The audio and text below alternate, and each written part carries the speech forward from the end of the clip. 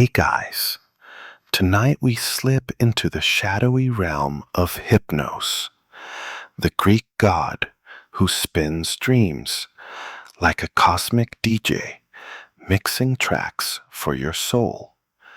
Picture yourself standing at the edge of a misty cave, deep in the underworld, where the air hums with a strange, sleepy energy. Soft echoes of dripping water bounce off obsidian walls, and a faint glow pulses from within, like moonlight trapped in fog. You're about to step into Hypnos' lair, where every mortal's nighttime visions are crafted with care, or maybe a touch of divine mischief. Fair warning, you probably won't survive this journey without yawning at least once. So, before you get comfortable, take a moment to like the video and subscribe, but only if you genuinely enjoy what I do here. Drop a comment with your city and local time. I'm curious where you're drifting off from tonight. Now, dim the lights, maybe turn on a fan for that soft background hum, and let's ease in to tonight's journey together. You step forward, bare feet brushing cool stone, and the cave mouth swallows you whole. The air grows thicker, like you're wading through a cloud of lavender and warm milk. Your eyelids already feel a little heavy, don't they? This is Hypnos' domain, a place the ancient Greeks swore was tucked near the river Lethe, where forgetting and dreaming blur into one. Historians say the Greeks believed dreams were divine messages, often delivered by Hypnos himself, who'd slip into your mind like a thief with a velvet bag of visions. But here's the quirky bit. Some poets claimed his cave was carpeted with black sheepskins, because even gods need a cozy vibe to work their magic. Historians still argue whether Hypnos was a full-on Olympian or just a chill underworld freelancer. But either way, his job was non-negotiable. Every mortal, from kings to shepherds, got a custom dream. As you shuffle deeper, the walls shimmer with faint carvings, scenes of sleeping warriors, lovers, and philosophers, all caught in Hypnos' web. You catch a whiff of something sweet, like overripe fruit or that candle your aunt burns at Thanksgiving. The cave slopes downward, and you notice soft, mossy patches underfoot, glowing faintly green.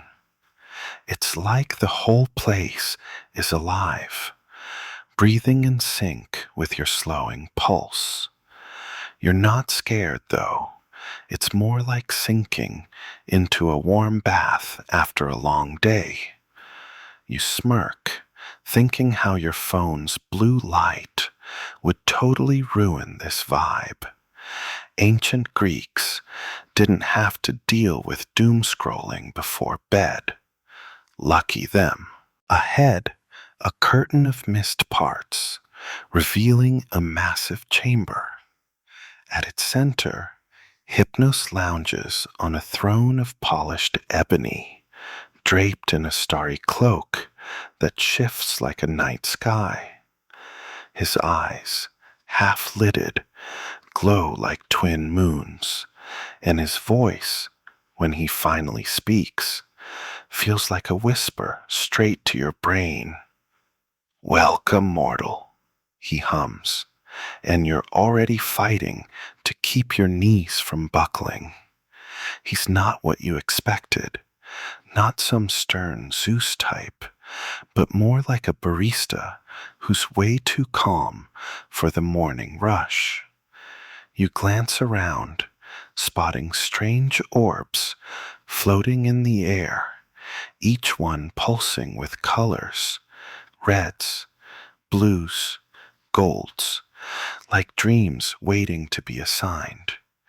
You wonder what yours will look like, or if Hypnos is already sizing you up for a weird one, like that time you dreamed about a talking goat. The chamber buzzes with a low hum, and you notice faint threads of light weaving through the air, like spider silk catching starlight. These, you realize, are the raw stuff of dreams, and Hypnos is the master weaver. You're tempted to reach out and touch one, but something tells you that's a bad idea, like eating unlabeled leftovers from the fridge. Instead, you watch Hypnos twirl a thread between his fingers, his movements lazy but precise. A single pluck, and the whole room ripples, as if he's tuning the universe's sleep playlist. You can't help but grin. This guy's been putting mortals to bed for millennia, and he's still got the chillest gig in mythology. You settle onto a mossy ledge, the cave's glow wrapping you like a blanket. Hypnos doesn't rush. Why would he? Time moves differently here, stretching like taffy. You're starting to feel it too, that slow pull toward sleep. But you're not ready to drift off just yet. There's too much to see, too much to learn about how this guy turns mortal brains into theaters of the absurd. You lean back, the stone surprisingly warm, and let the cave's hum sink into your bones. This is just the beginning, and Hypnos is already working his magic on you.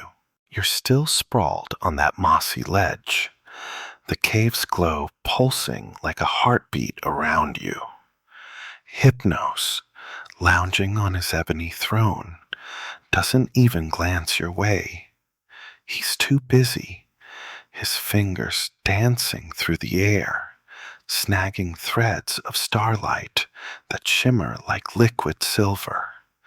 You squint, trying to make sense of it, and realize he's weaving dreams right here, right now. It's like watching a cosmic seamstress at work, except instead of fabric, he's stitching together fragments of the night sky. The air hums with a low, soothing buzz, and you swear it's making your eyelids droop, like that time you tried to stay awake through a 3 a.m. movie marathon. These threads, you figure out, are the raw stuff of dreams, pure, unfiltered starlight, plucked from the heavens. The ancient Greeks believed stars were divine sparks, sometimes linked to the god's will, and Hypnos is using them like a painter with a palette. You watch him twist a strand, and it pulses brighter, then dims, as if he's tuning its mood. A quirky tidbit floats to mind. Some Greeks thought dreams were stored in the stars, like cosmic hard drives, and Hypnos just downloads them for you each night. Historians still argue whether this star-dream connection was pure poetry or a legit religious belief, but seeing Hypnos at work, you're leaning toward the latter. You shift on the ledge, your back sinking into the moss, which feels suspiciously like a memory foam mattress. Hypnos hums a tune, something ancient, like a lullaby your grandma might have sung if she'd been a deity. He plucks another thread, and a faint image flickers in the air. A mortal running through a field, laughing. You grin, thinking how your own dreams are usually less joyful sprint and more forgot my lines in the school play. The image fades, and Hypnos tweaks the thread, adding a shimmer that feels hopeful. You're not sure, but it's mesmerizing, like watching someone knit a sweater out of light. The cave's air shifts, carrying a faint scent of ozone, like after a thunderstorm. You notice the threads aren't all the same. Some are thick and golden, others thin and pale, like moonlight stretched too far. Hypnos mutters something under his breath, probably cursing a knot in the starlight, and you stifle a chuckle. This guy's been at it for eons, and he still gets annoyed by a bad thread? Relatable.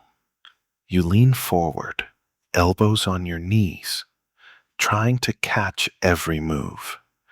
He's not just weaving, he's sculpting, folding the light into shapes that feel alive, like they could slip into your skull and take root. You spot a pile of discarded threads in the corner, glowing faintly, like rejected plot lines from a dream script. One looks like it was meant for a nightmare, too jagged, too dark.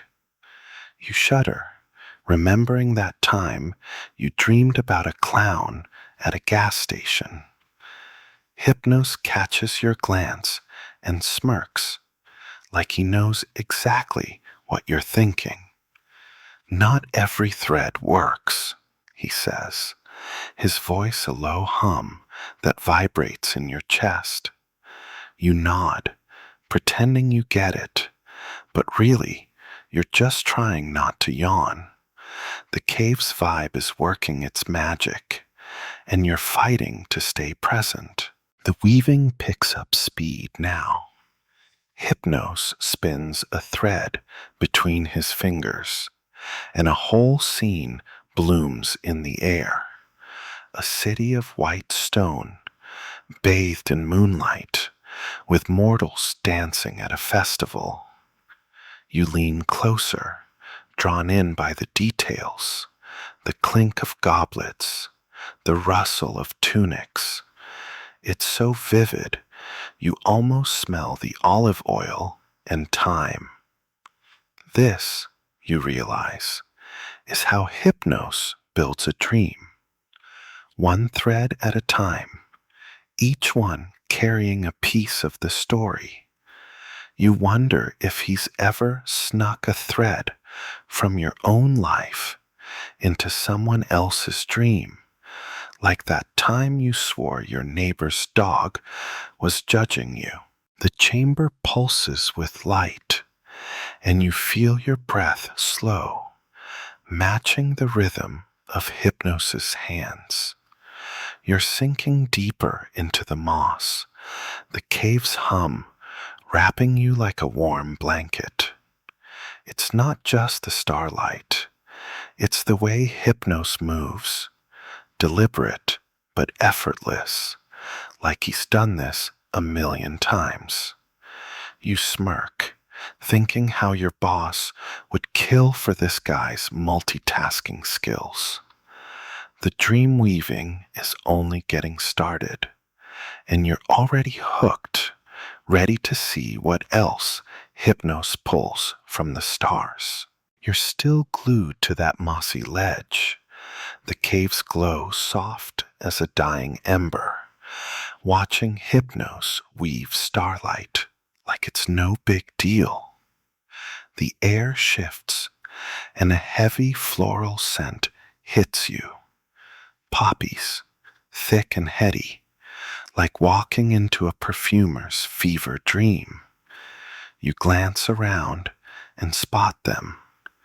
Crimson flowers sprouting from cracks in the cave floor, their petals pulsing faintly as if they're breathing.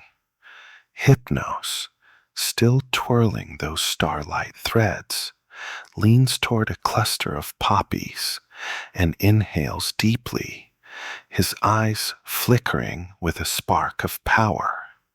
You raise an eyebrow, thinking this guy's basically snorting the divine equivalent of chamomile tea to amp up his dream game.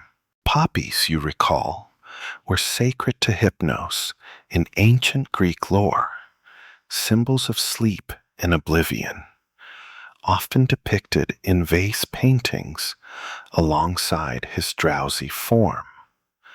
Their scent, the Greeks believed, could lull even the gods into a stupor, and Hypnos uses it to supercharge his dream crafting. Here's the quirky bit. Some ancient texts claim poppy sap was mixed into rituals to induce prophetic dreams, though it probably just knocked people out cold. Historians still argue whether these rituals were spiritual or just early pharmacology, but sniffing these flowers now, you're betting on the latter. Your head's already swimming. You inch closer, the moss squishing underfoot, and notice Hypnos plucking a poppy petal. He crumbles it between his fingers, and a fine, glittering dust rises, mingling with the starlight threads. The threads glow brighter, their edges softening, like they've been dipped in liquid calm. You smirk, imagining Hypnos as a barista sprinkling poppy dust into your dream like it's cinnamon on a latte. Adds depth, he murmurs, catching your eye, and you nod, pretending you're not half asleep already.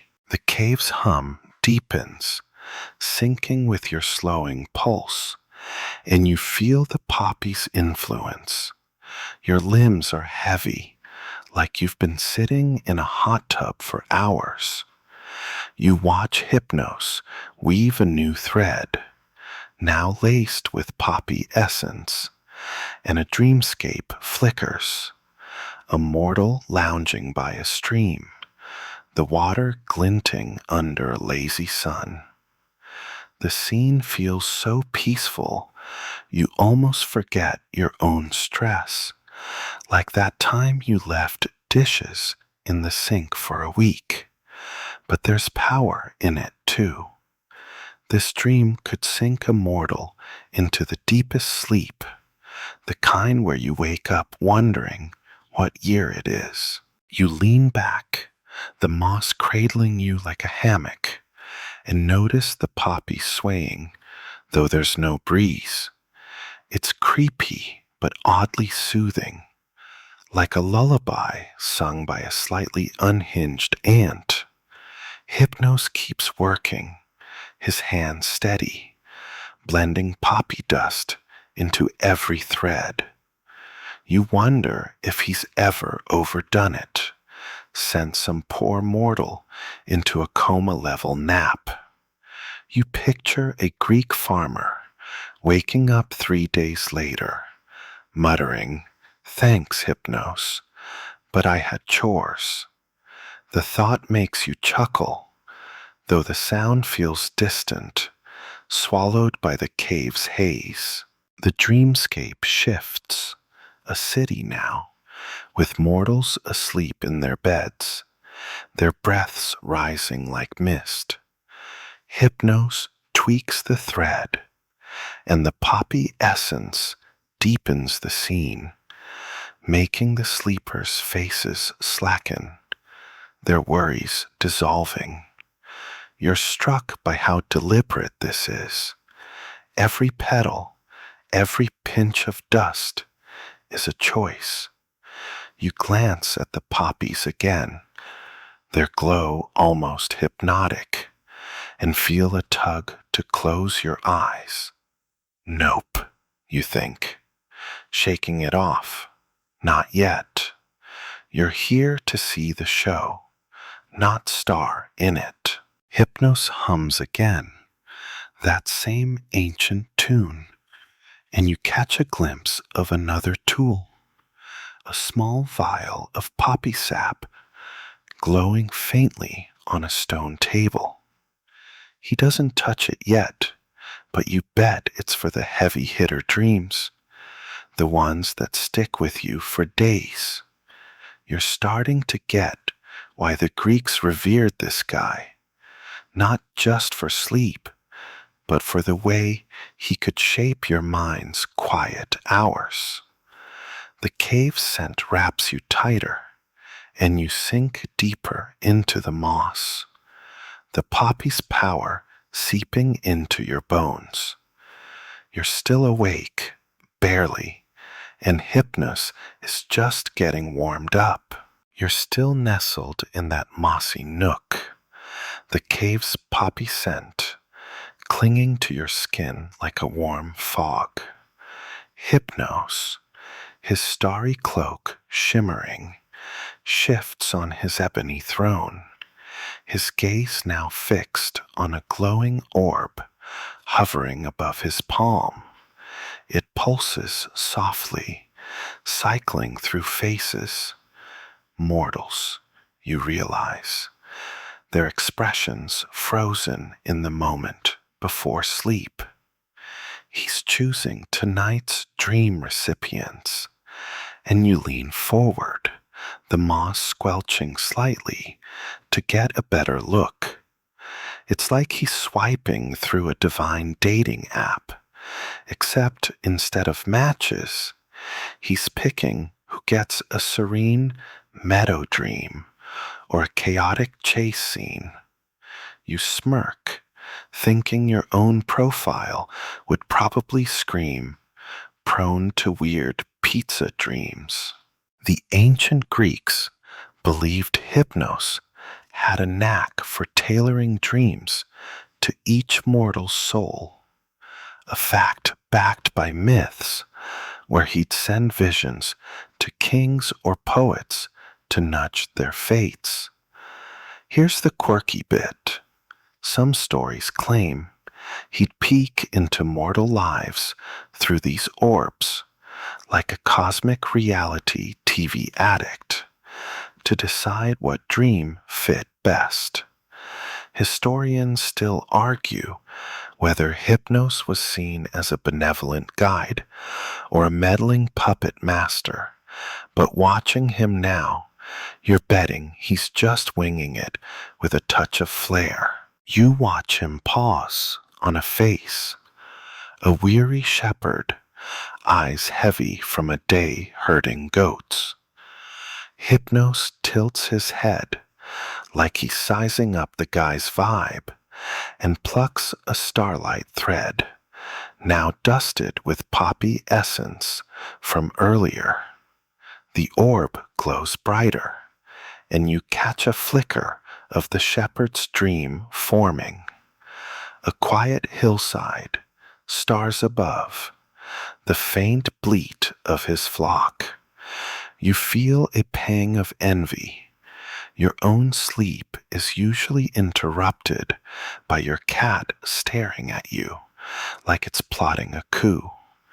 Hypnos murmurs something, his voice a low hum, and the dream sharpens, the hillside now dotted with wild flowers. It's so vivid you can almost smell the grass. The cave's hum pulses in time with your heartbeat, and you shift, trying not to sink too deep into the moss. It's way too comfy, like a trap sat by a sleepy god. Hypnos moves to the next face, a young potter, her hands still dusted with clay in the orb's image. He picks a different thread, this one thicker, golden, and you wonder if it's for a dream of success or maybe just a really good nap. You chuckle, imagining Hypnos scrolling through her day. Like, pottery wheel? Let's give her a dream about flying. The orb shifts, showing a sky filled with clay birds soaring. Yep, he's got a sense of humor. You notice the orbs aren't random. They're organized, floating in neat rows like a celestial filing system. Each one hums faintly, and you swear you hear whispers, mortals' thoughts, maybe, or their last waking moments. It's eerie, but oddly soothing, like eavesdropping on a world winding down. You lean back, the cave's glow wrapping you tighter, and realize Hypnos is curating dreams with the precision of a chef plating a Michelin star dish. You wonder if he's ever mixed up his orbs, sent a warrior a dream meant for a baker. The thought makes you grin. Imagine a Spartan dreaming of kneading dough. Hypnos glances at you, his moonlit eyes glinting with what might be amusement. You're nosy, he says, and you shrug, caught. He flicks a thread, and the potter's dream shifts to a marketplace. Her clay birds, now trinkets sold to cheering crowds. You're impressed, but also a little spooked. Does he know what you're dreaming about right now? You shake it off, focusing on the orbs, each one a window into a mortal's night. The cave's air feels heavier now, the poppy scent mixing with something sharper, like anticipation. You're sinking deeper, but you're not ready to drift off yet. Hypnos is just getting started, and you want to see who's next on his dream list. You're still perched on that mossy ledge, the cave's poppy scent now a faint hum in your nostrils, as Hypnos toys with his glowing orbs of mortal faces. The air shifts, cooler now, and you notice a faint ripple in the cave floor, a stream, barely visible, winding through the stone like a silver thread. This is the river Lethe, the Greeks' mythic waters of forgetting, and you're standing way too close for comfort. Its surface shimmers, not with light, but with a strange, empty sheen, like a mirror that shows nothing back. You lean closer, tempted to dip a finger, but Hypnos shoots you a look, half warning, half, don't be that guy. You smirk, thinking you'd probably forget your own name if you touched it, like that time you blanked on your pin at the grocery store. The Greeks believed Lethe's waters wiped memories clean, a key ingredient in Hypnos' dreams to make them feel untethered from reality. Plato even mentioned it in his writings on the soul's journey. Here's the quirky bit. Some myths say Lethe's droplets were sprinkled into dreams to blur the line between truth and illusion, so you'd wake up wondering if that epic adventure was real. Historians still argue whether Lethe was a literal river or just a poetic stand-in for the mind's ability to let go. But as you stare at its glassy flow, you feel its pull, like it's whispering, "Forget your to-do list." Hypnos dips a small vial into the stream, the liquid glinting like molten starlight. He swirls it, and you catch a whiff, clean, sharp, like rain on stone, but heavier, like it could erase your entire Netflix queue from your brain. He pours a single drop into a starlight thread, and the thread shifts, its glow softening into something dreamier, less defined. You watch as a dreamscape forms in the air. A mortal walking through a fog-shrouded forest, their footsteps silent, their past a blank slate. You lean forward, the moss creaking under you, and realize this is how Hypnos makes dreams feel like they're happening in a vacuum. No baggage, just pure story. The cave's hum slows, matching the Lethe's gentle lap against the stone. You imagine Hypnos overdoing it once, maybe sending a philosopher a dream, so blank they woke up forgetting their own theories. Bet that guy was annoyed. You grin, picturing a toga-clad scholar scribbling, "Who am I?" on a clay tablet. Hypnos catches your expressions and raises an eyebrow, like he's heard that joke before. He flicks another drop of Lethe into a thread, and the dreamscape shifts. A marketplace now, but the faces are blurry, the sounds muffled, like a memory you can't quite grasp. It's eerie, but you're hooked, like watching a movie with the plot scrubbed clean. You shift, your legs numb from sitting too long, and notice the Lethe's banks are lined with tiny, glowing pebbles, each one pulsing faintly. Are they memories? Dreams? You're not sure, but you're tempted to pocket one, just to see if you dream of someone else's life.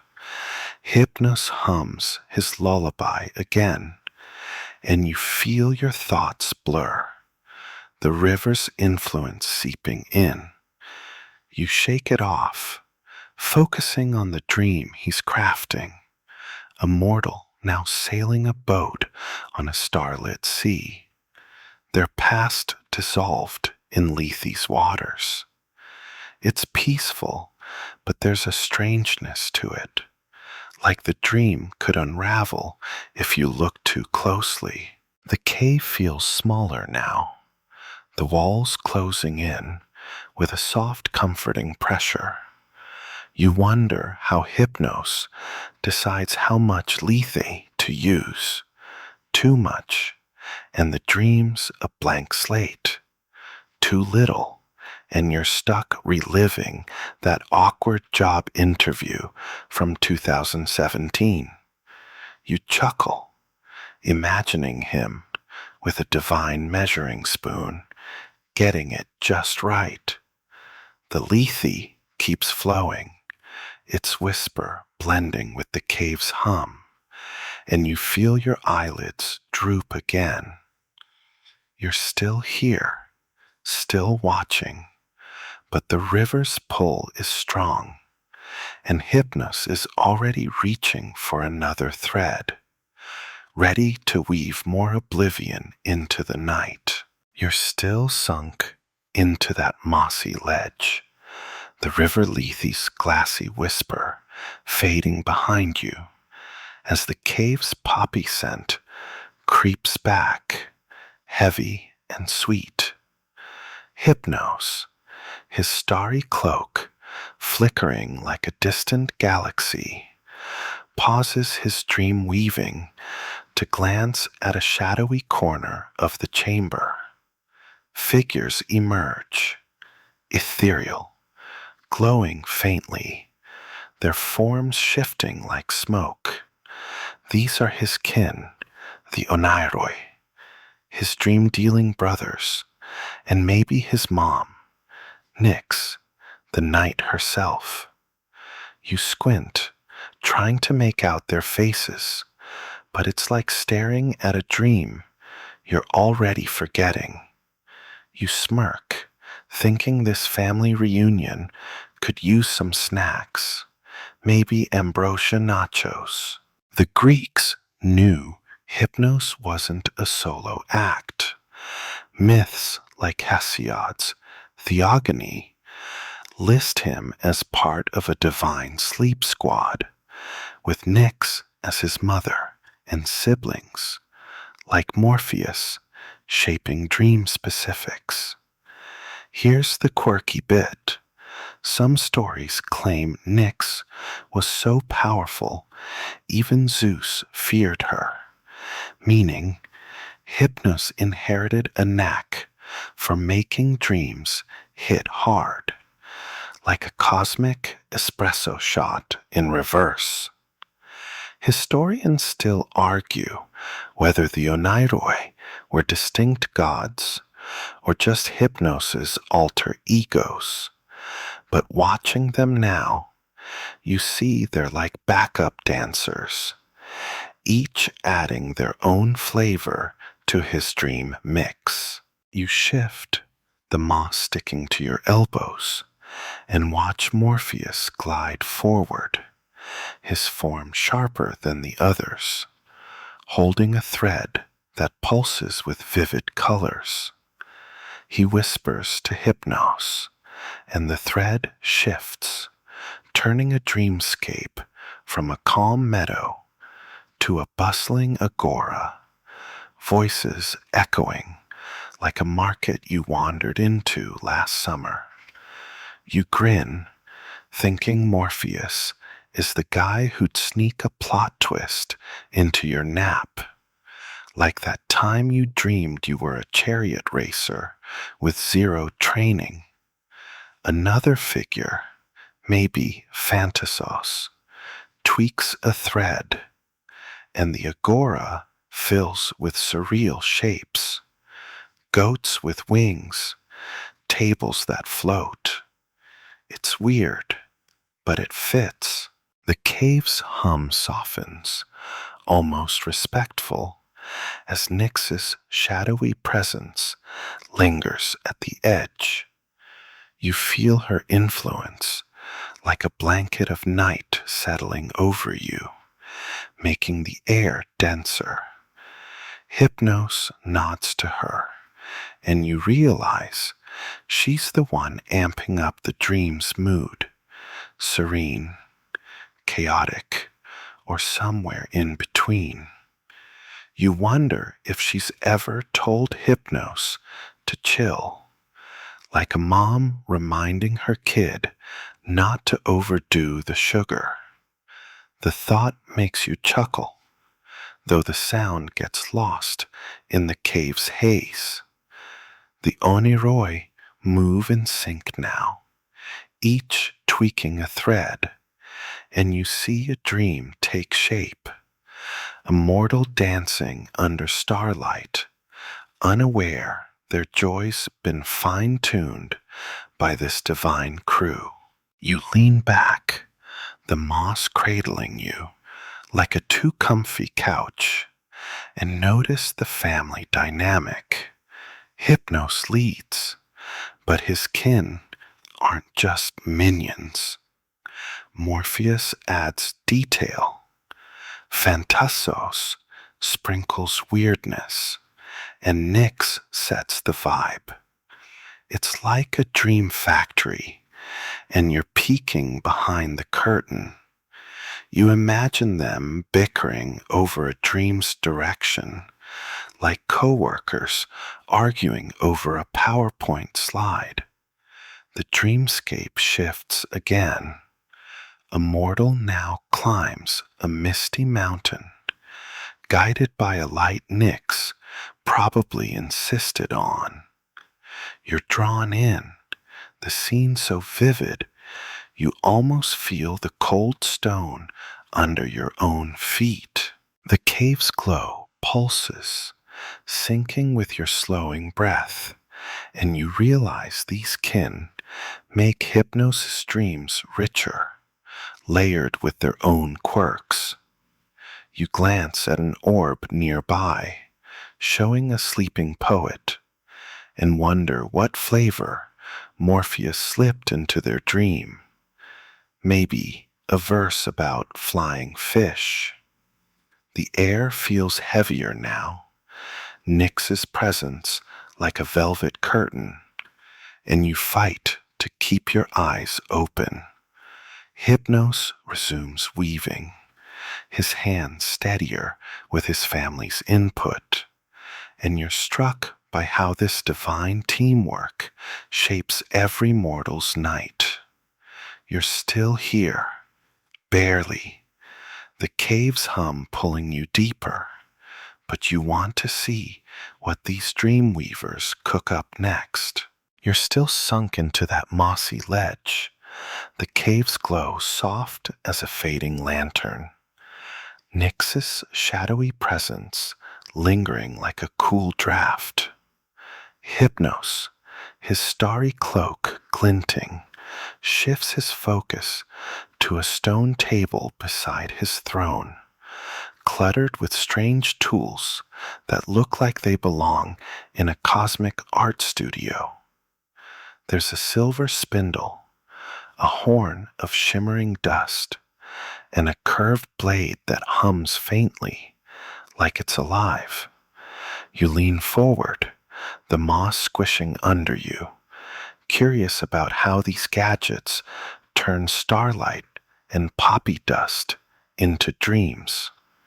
It's like peeking into a chef's kitchen, except the recipes for your subconscious, and you're hoping it's not as weird as that time you dreamed about a tap-dancing octopus.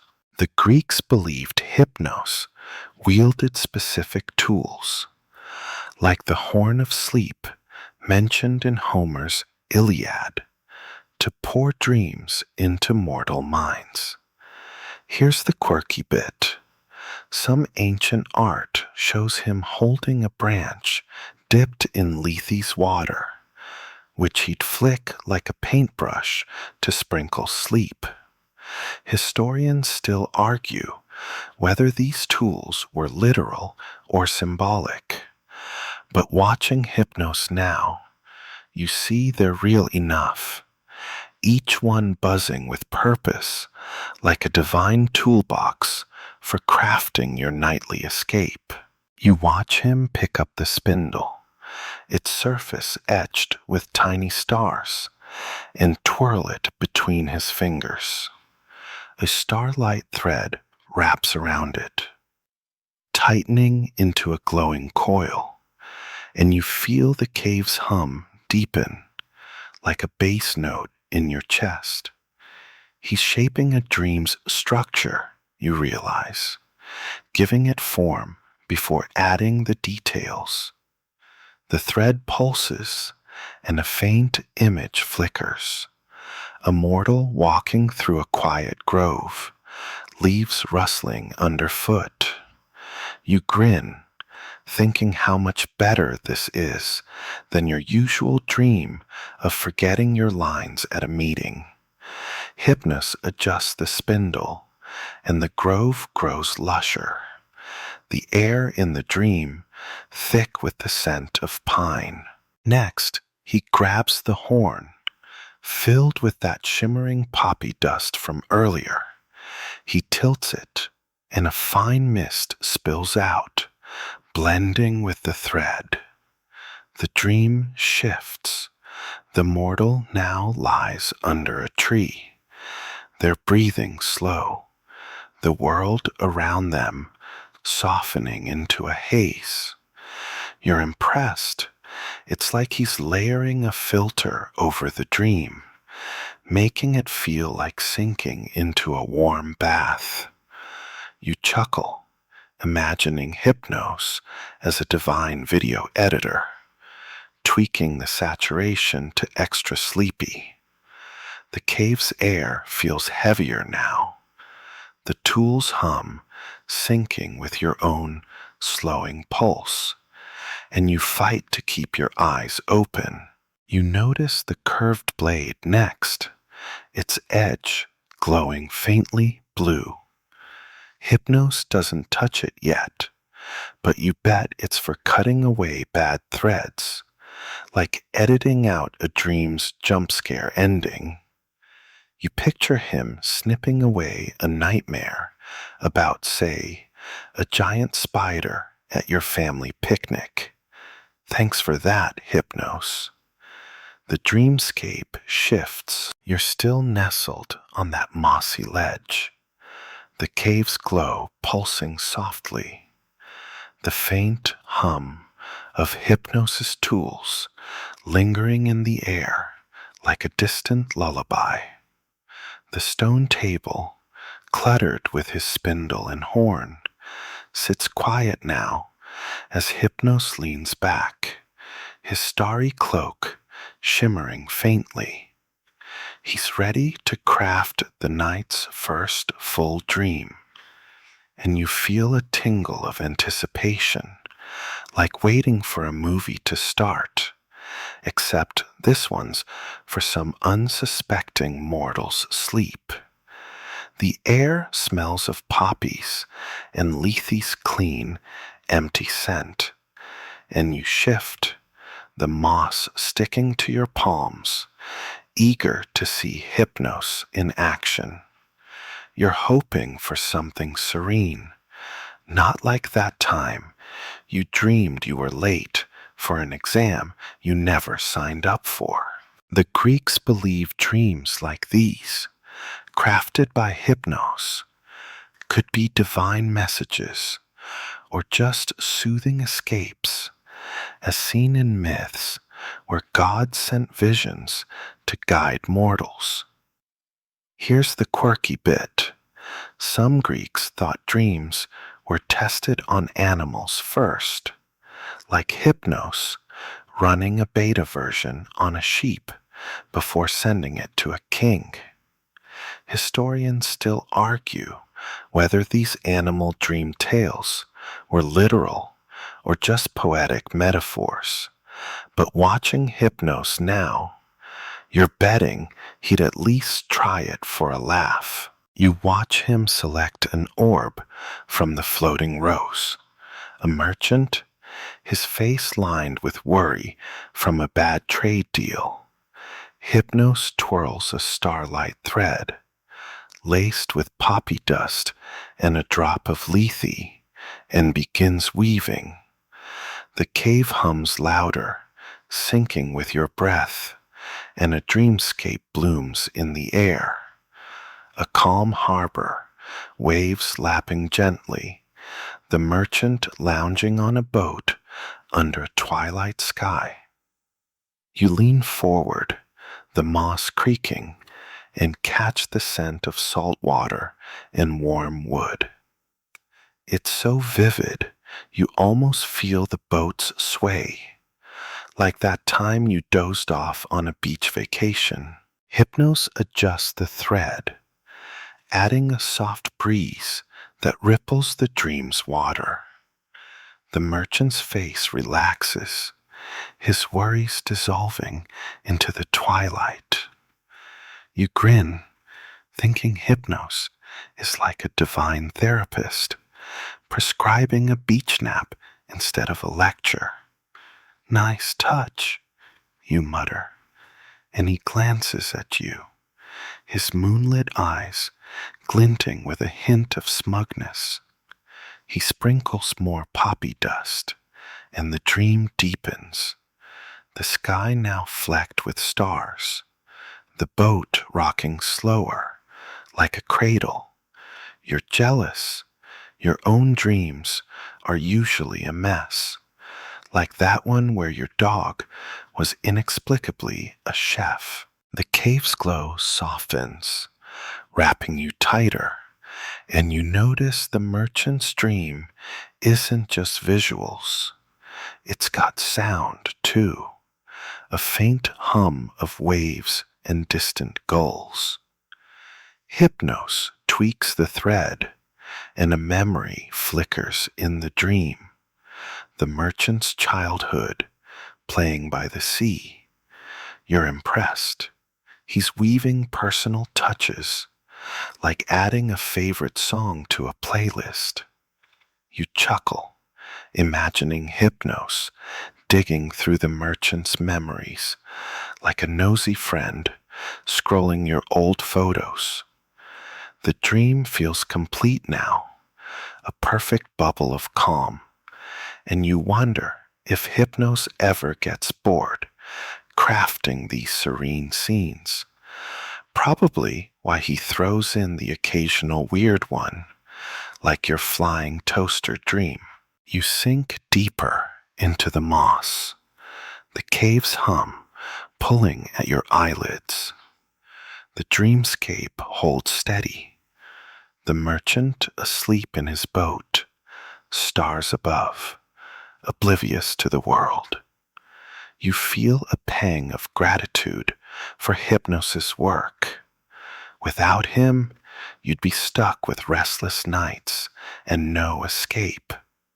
The tools on the table glow faintly, ready for the next dream, and you realize this was just the warm-up. Hypnos is already reaching for another orb, another thread, and you're hooked, fighting sleep to see what he crafts next. The cave's air feels like a warm blanket, but you're not drifting off yet. Not when the show's this good. You're still slumped on that mossy ledge, the cave's glow soft as a whispered secret.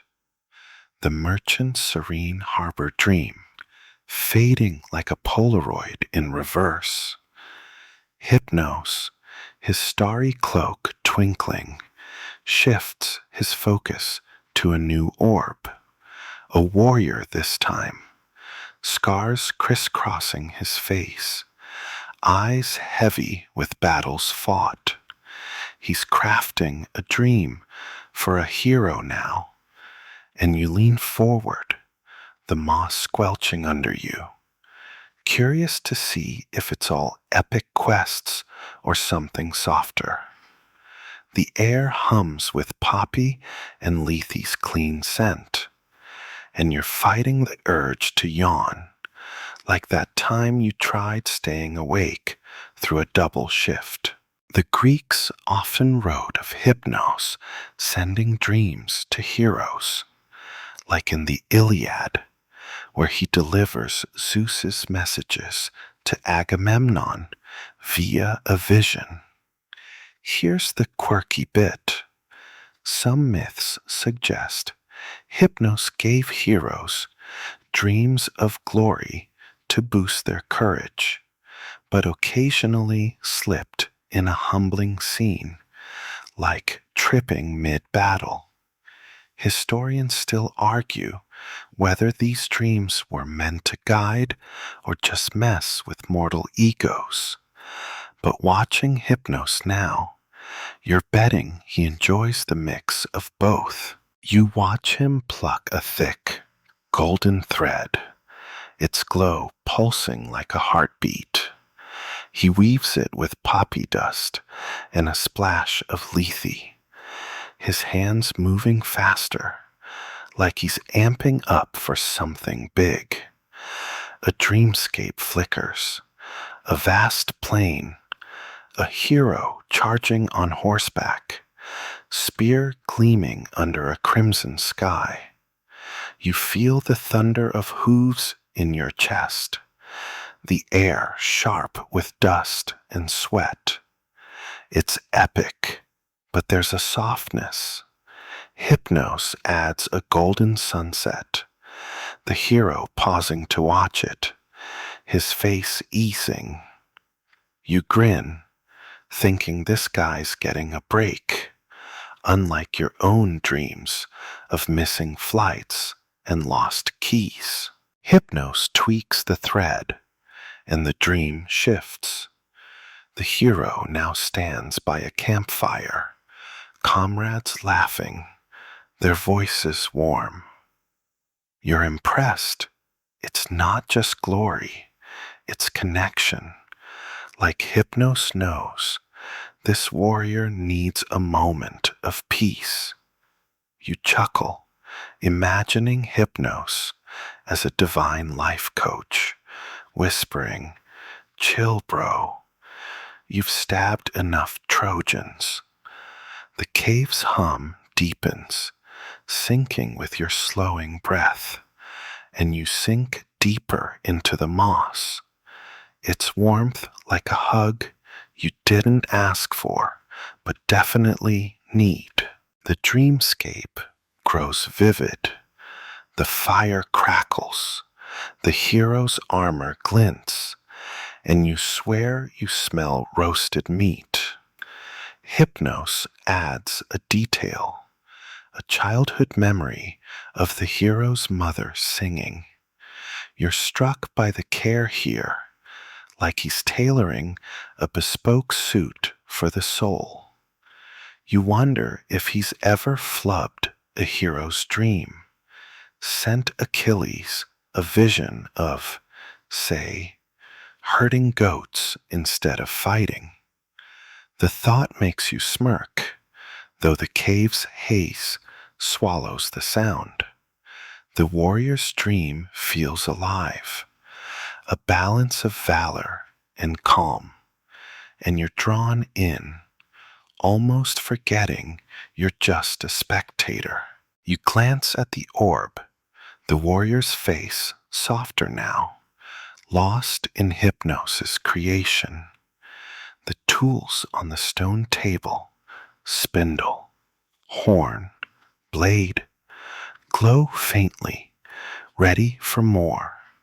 But Hypnos is focused, his fingers dancing over the thread. You feel the Lethe's influence, blurring the edges of your own thoughts, like trying to remember where you parked your car. The dream holds steady. The hero by the fire, stars above, a moment of peace before battle. You're jealous. This beats your recurring dream of being chased by a giant sandwich. The cave's glow wraps you tighter, and you fight to stay awake, eager to see what Hypnos crafts next for his parade of sleeping mortals. You're still sunk into that mossy ledge, the cave's glow dim as a fading campfire. The warrior's dream of campfires and comrades dissolving into the haze. Hypnos, his starry cloak flickering like a broken neon sign, leans forward, a mischievous glint in his moonlit eyes. He's about to weave a trickster dream, something to keep mortals on their toes, and you perk up, the moss sticking to your elbows. The air's thick with poppy and Lethe's clean tang, and you're fighting a yawn, like that time you tried staying awake through a boring Zoom call. The Greeks love stories of Hypnos playing tricks, like in myths where he sent deceptive dreams to nudge mortals into chaos. Think Agamemnon's misleading vision in the Iliad. Here's the quirky bit. Some poets claimed Hypnos would slip in absurd details, like a king dreaming he's a fish, just to see if they'd notice. Historians still argue whether these trickster dreams were divine pranks or subtle warnings. But watching Hypnos now, You're betting he's got a cheeky streak wider than the Aegean. You watch him grab a thin, silvery thread, its edges jagged, unlike the smooth ones before. He sprinkles it with poppy dust, but skips the lethe, letting the thread keep its sharp clarity. A dreamscape sparks, a merchant, different from the harbor guy, standing in a bustling agora, but the stalls are selling clouds, and the coins are feathers. You giggle, picturing the guy's confusion, like when you dreamed you were teaching a cat to drive. Hypnos smirks, clearly enjoying himself, and adds a twist. A talking owl lands on the merchant's shoulder, offering cryptic trade advice. You're hooked. This is peak Hypnos mischief. The cave's hum shifts, lighter now, almost playful, and you feel it in your chest, like a laugh you're holding back. The dreamscape grows weirder. The merchant chases a floating feather, only to trip into a pile of glowing fruit. You chuckle, thinking Hypnos is the original troll, probably laughing when mortals wake up muttering, "Why was I selling clouds?" He tweaks the thread, and the owl starts reciting poetry, which is so absurd you almost clap.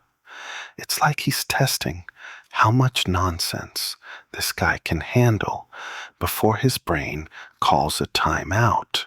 You shift, the moss creaking, and notice the orb showing the merchant's face, eyebrows furrowed, but a faint smile creeping in. Hypnos is balancing the absurd with just enough charm to keep it fun, not scary.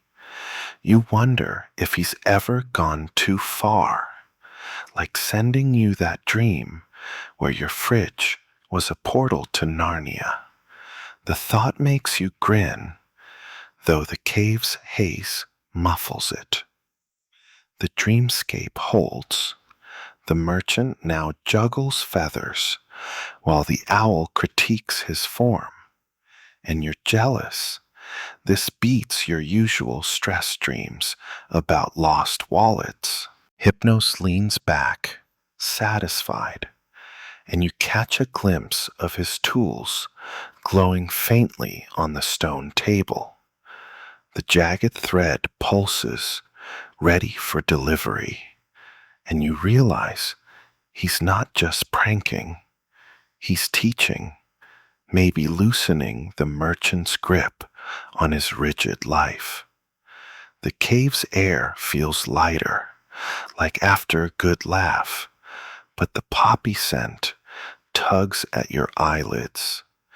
You're still here, barely, fighting to stay awake as Hypnos reaches for another orb. You're dying to see what he pulls next. Another trick or something softer? The glow wraps you tighter, and you sink deeper into the moss, ready for the next twist in his dream-weaving show.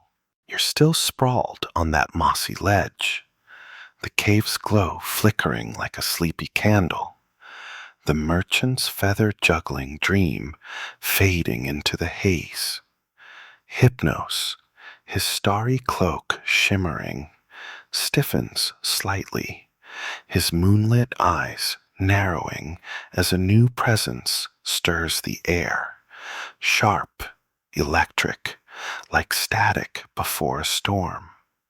You glance up and spot them. Olympian gods, their forms hazy but unmistakable, hovering at the chamber's edge. Zeus, maybe Athena, their voices a low buzz, meddling in Hypnos' dream weaving. You shift, the moss squelching, and raise an eyebrow, thinking this is like your boss crashing your project with helpful notes. The poppy and lethe scents linger, tugging at your eyelids, but you're wide awake now, ready for some divine drama. The Greeks knew the Olympians loved sticking their noses into dreams. Homer's Iliad has Zeus sending Hypnos to trick Agamemnon with a false vision of victory. Here's the quirky bit.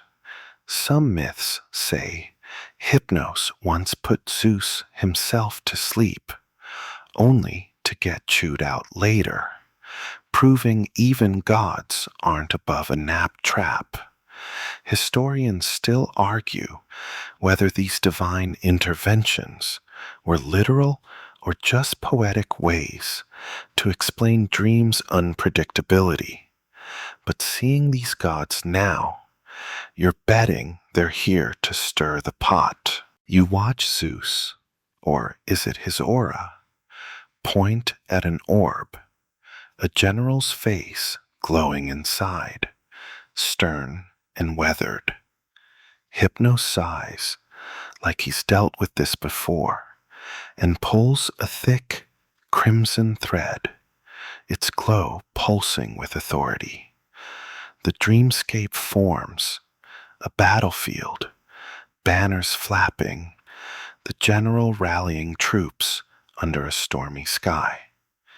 You feel the tension, the clash of bronze, like you're there, though you'd rather be napping than dodging spears. Hypnos mutters, clearly annoyed, as Athena's voice, sharp, insistent, suggests adding a wise owl to the scene.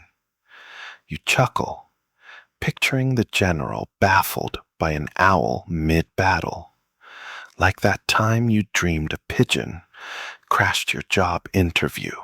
The cave's hum shifts, heavier now, matching the god's presence.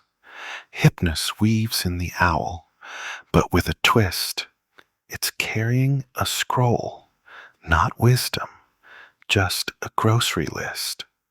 You grin, loving his subtle rebellion, like sneaking a joke into a corporate email.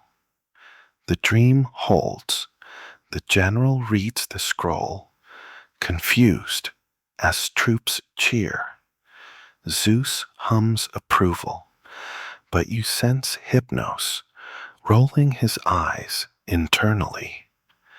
The Olympian's meddling adds weight to the dream, making it feel like a divine PowerPoint presentation. Less art, more agenda. You sink deeper into the moss, its warmth like a too cozy blanket, and wonder if Hypnos ever tells them to back off. The dreamscape shifts. The owl flies off. The battlefield softens into a victory feast. Hypnos reclaims control, adding poppy dust to calm the scene. The general now toasting with comrades. You're impressed. He's juggling divine demands while keeping the dream smooth, like a chef fixing a dish after too many cooks. You smirk, imagining Hypnos muttering, Zeus, stick to lightning bolts. The orb shows the general's face relaxing, unaware of the celestial tug-of-war behind his dream. The gods' presence fades, their voices dimming, but you feel their influence lingering, like static in the air. You lean back, the cave's glow wrapping you tighter, and realize Hypnos is navigating a cosmic bureaucracy. The tools on the stone table, spindle, horn, blade, pulse faintly, ready for his next move. You're fighting sleep, the poppy scent heavy, but you're hooked on this divine drama. Has Hypnos ever defied the Olympians outright? Sent a general a dream of, say, herding goats instead? The thought makes you chuckle, though the cave's haze muffles it. You're still here, barely, as Hypnos reaches for another thread, ready to weave past the god's meddling and back to his own dreamy rhythm. You're still slumped on that mossy ledge, the cave's glow dim as a waning moon, the Olympian's static buzz fading like a bad radio signal. Hypnos, his starry cloak rippling, shakes off their meddling and turns to a new orb, a young poet, her face taut with unspoken fears. He's weaving a nightmare now, drawing from mortal dread, and you lean forward, the moss sticking to your palms, curious but uneasy. The air's thick with poppy and Lethe's sharp tang, and you're fighting a yawn, like that time you stayed up binge-watching a thriller that hit too close to home. The Greeks believed nightmares were Hypnos' darker work, sometimes sent to warn or punish, as seen in myths where gods use dreams to rattle mortals, like Penelope's anxious visions in the Odyssey. Here's the quirky bit. Some Greeks thought nightmares came from eating too much cheese before bed, blaming digestion over divine wrath. Historians still argue whether nightmares were Hypnos' deliberate craft or just his tools misfiring. But watching him now, you see he's intentional, mining the poet's fears like a jeweler picking flawed gems. You watch him select a dark, jagged thread, its edges pulsing with a sickly green glow. No poppy dust this time, just raw, unfiltered lethe. The dreamscape forms, a shadowy forest, branches clawing the sky. The poet running, her breath ragged. You feel the panic, the crunch of leaves underfoot, like you're stuck in your own dream of being chased by a faceless thing. Hypnos weaves in her fear, rejection, her poems mocked, and the forest grows denser, voices whispering cruel critiques. You wince, remembering that time you dreamed your boss shredded your work in front of everyone. The cave's hum turns low, almost menacing, syncing with your quickening pulse. Hypnos adds a twist. A mirror appears in the dream, reflecting the poet's face, distorted, her eyes hollow. You chuckle nervously, thinking he's laying it on thick, like a horror director who loves jump scares. Not too much, you mutter, and he glances at you, his smirk saying he knows exactly how far to push. The nightmare holds, the poet stumbles, the whispers louder, but Hypnos softens it, letting starlight filter through the trees, a hint of escape. You're relieved. He's not cruel, just teaching her to face the dark. You shift, the moss creaking, and notice the poet's orb trembling, her sleeping face tense but fighting. Hypnos is careful, balancing terror with purpose, like a chef adding just enough spice to wake the palate. You wonder if he's ever misjudged, sent a nightmare so bad it scarred someone, like that dream you had about falling forever.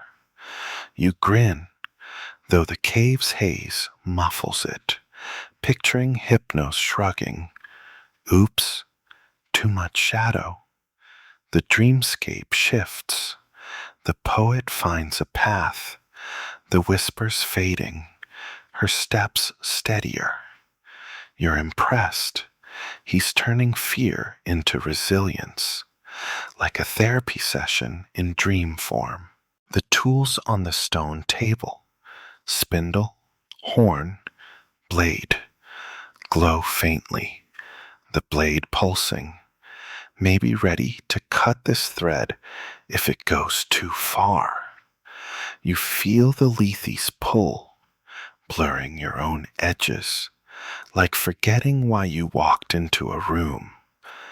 The nightmare's purpose dawns on you. It's not punishment, but a mirror for the poet to confront her doubts. You sink deeper into the moss. The cave's glow heavy, and realize Hypnos crafts these dark dreams with as much care as the serene ones. You're still awake, barely, fighting the poppy's tug, but you're hooked, wondering who's next, and if Hypnos will lean dark or light with his next thread. You're still sprawled on that mossy ledge, the cave's glow dim as a twilight haze, the poet's nightmare forest fading into the air like a half-remembered scare. Hypnos, his starry cloak glinting, shifts his focus to a trio of shimmering figures, his winged sons, the Oneiroi, Morpheus, Phantasos, and Phobator, ready to deliver his dreams to the mortal world. You lean forward, the moss sticking to your palms, curious about how these guys get dreams from cave to cranium. The air hums with poppy and lethes clean scent, and you're fighting a yawn, like that time you tried staying awake through a red-eye flight. The Greeks believed the Oneiroi were Hypnos' delivery crew, carrying dreams to mortals as described in Hesiod's Theogony, each son specializing in a type: humans, objects, or beasts. Here's the quirky bit. Some myths say they'd race to deliver dreams before dawn, like cosmic couriers dodging sunrise traffic. Historians still argue whether the Oneiroi were distinct entities or just aspects of Hypnos' power. But watching them now, you see they're like a well-oiled delivery team, each with a flair for their job. You watch Morpheus, his wings like liquid starlight, snatch the merchant's cloud-selling dream from earlier, its silvery thread pulsing. He darts upward, vanishing through the cave ceiling, and you imagine him swooping over a sleeping city, dropping the dream into the merchant's mind like a perfectly aimed parcel. You grin, picturing him as a divine Postmates driver, 5-star rating guaranteed, unlike that time your pizza showed up cold. The cave's hum lightens, almost cheerful, as Phantasos grabs the poet's nightmare, its jagged thread softened now and glides off, his wings scattering faint sparks. Phobetor, darker and wilder, takes the warrior's campfire dream, his wings edged with shadow. You feel a chill as he passes, like a breeze from an open window at midnight. The dreamscape flickers in his hands. A beast appears briefly, a lion by the fire, before he adjusts it back to calm. You're impressed. These guys aren't just couriers, they're editors, tweaking dreams en route. You chuckle, imagining Phobetor accidentally delivering a lion-heavy nightmare to a baker. Bet that'd spice up their morning. Hypnos watches, his moonlit eyes steady, like a manager trusting his team, but ready to step in. You shift, the moss creaking, and notice the orbs dimming as dreams are dispatched, their mortal faces relaxing in sleep. The Oneiroi's wings hum, a sound like distant bees, and you feel it in your chest, soothing but urgent. You wonder if they ever mix up deliveries, like sending your flying toaster dream to a Spartan warrior. The thought makes you smirk, though the cave's haze muffles it. The delivery system is slick. Morpheus is back already, grabbing another thread, this one glowing soft blue, maybe a serene sea dream for a fisherman. The cave's air feels alive, charged with the Oneiroi's movement, and you sink deeper into the moss, its warmth like a too-good pillow. Hypnos oversees it all, his hand still, but you sense he's guiding his sons with subtle nods. The tools on the stone table, spindle, horn, blade, pulse faintly, ready for more dreams, but the focus is on delivery now.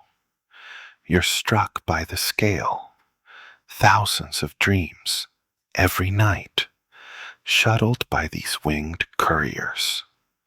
The poppy scent tugs harder, and you fight to keep your eyes open, hooked on the Oneiroi's graceful chaos. You're still here, barely, as Hypnos signals for another round, and you can't wait to see where these dreams land next. You're still sunk into that mossy ledge, the cave's glow soft as a forgotten lantern, the Oneiroi's winged hum fading as they zip off with their dream deliveries. Hypnos, his starry cloak shimmering, leans back, his moonlit eyes scanning the floating orbs of mortal faces. He's pausing now, not weaving, but reflecting, and you sense he's dipping into the Greeks' ancient beliefs about dreams. You shift, the moss sticking to your elbows, curious about what mortals thought of his craft. The air's heavy with poppy and Lethe's clean scent, and you're fighting a yawn, like that time you tried powering through a philosophy lecture at 8 a.m. The Greeks saw dreams as divine portals, often believing gods, like Hypnos, sent messages through them, as noted in texts like Herodotus's Histories, where dreams guided kings' decisions. Here's the quirky bit. Some Greeks thought dreams came from the liver, not the brain, claiming it was the soul's nighttime chat room with the gods. Historians still argue whether these beliefs were spiritual or early attempts at psychology. But watching Hypnos now, you're betting the Greeks were onto something about dreams being more than random brain static. You watch him hover a hand over an orb, a scholar, eyes closed, brow furrowed. No thread this time.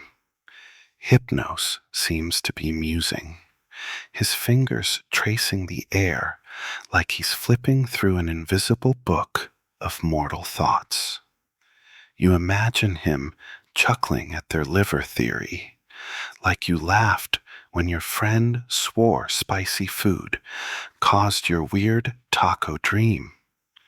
The cave's hum slows, almost reverent, and you feel a shift, like the air's turning introspective.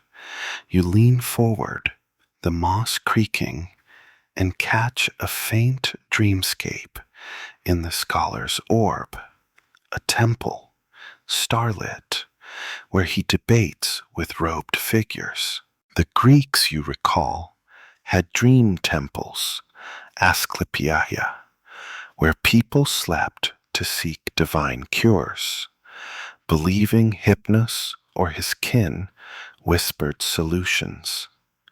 You picture a sick Greek snoozing on a stone slab, hoping for a dream about herbs, not like your own dreams of missing deadlines. Hypnos tweaks the scholar's dream, adding a scroll glowing faintly, its text unreadable but calming.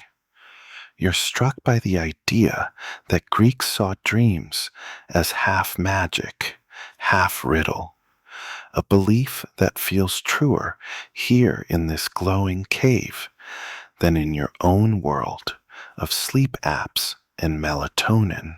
You sink deeper into the moss, its warmth like a hug you didn't ask for, and wonder how the Greeks handled waking from Hypnos' dreams. Did they scribble them down or just shrug and feed the goats? You chuckle, imagining a philosopher muttering, "Thanks, Hypnos, but what's with the flying sheep?" The dreamscape shifts. The scholar now walks a starry path, the temple fading, his face easing. Hypnos isn't weaving, just watching, like he's letting the mortal's beliefs shape the dream's edges. It's subtle, like a painter stepping back to admire their work. The cave's air feels heavier, the poppy scent blending with a faint whiff of old stone. Like an ancient library, you realize Hypnos is honoring the Greeks' faith in dreams as divine, weaving their ideas into his craft. The orb pulses, the scholar's dream now a quiet grove, a nod to those temple sleepers seeking answers. You're impressed. It's like he's curating a museum of mortal hopes. The tools on the stone table, spindle, horn, blade, sit quiet, as if Hypnos is taking a breather to reflect. You fight the Lethe's pull, your thoughts blurring like a foggy morning, but you're hooked, eager to see how he spins these ancient beliefs into his next dream. You're still slumped on that mossy ledge, the cave's glow faint as a dying star, the scholar's starry grove dream fading into the haze. Hypnos, his starry cloak flickering, tenses slightly, his moonlit eyes darting to the chamber's edges where rival gods, maybe Hermes, maybe Apollo, linger like uninvited guests. Their presence crackles, sharp and restless, challenging his dream-weaving turf. You shift, the moss sticking to your palms, curious about this divine power struggle. The air's thick with poppy and Lethe's clean tang, and you're fighting a yawn, like that time you tried staying awake through a family reunion debate. Greek myths often pitted Hypnos against other gods, like in the Iliad, where Hera bribed him to lull Zeus, only for Apollo to stir trouble later. Here's the quirky bit. Some stories claim Hermes, the trickster god, would sneak into dreams to plant his own messages, like a hacker messing with Hypnos' code. Historians still argue whether these rivalries were mythic drama or reflections of competing priesthoods. But seeing these gods now, you're betting it's a bit of both, ego and divine office politics. You watch Hypnos grip a golden thread, its glow pulsing defiantly as Apollo's voice, bright, insistent, suggests a dream of prophecy for a priestess orb. Hypnos scoffs, weaving a quiet meadow instead, wildflowers swaying under moonlight. You feel the calm, like sinking into a warm bath, but Apollo pushes, and the dream shifts. A golden lyre appears, glowing too brightly. You grin, thinking this is like your coworker stealing credit for your PowerPoint slide. Hypnos counters, dimming the lyre, adding Lethe's mist to soften its glare. You're rooting for him, silently cheering his subtle clapback.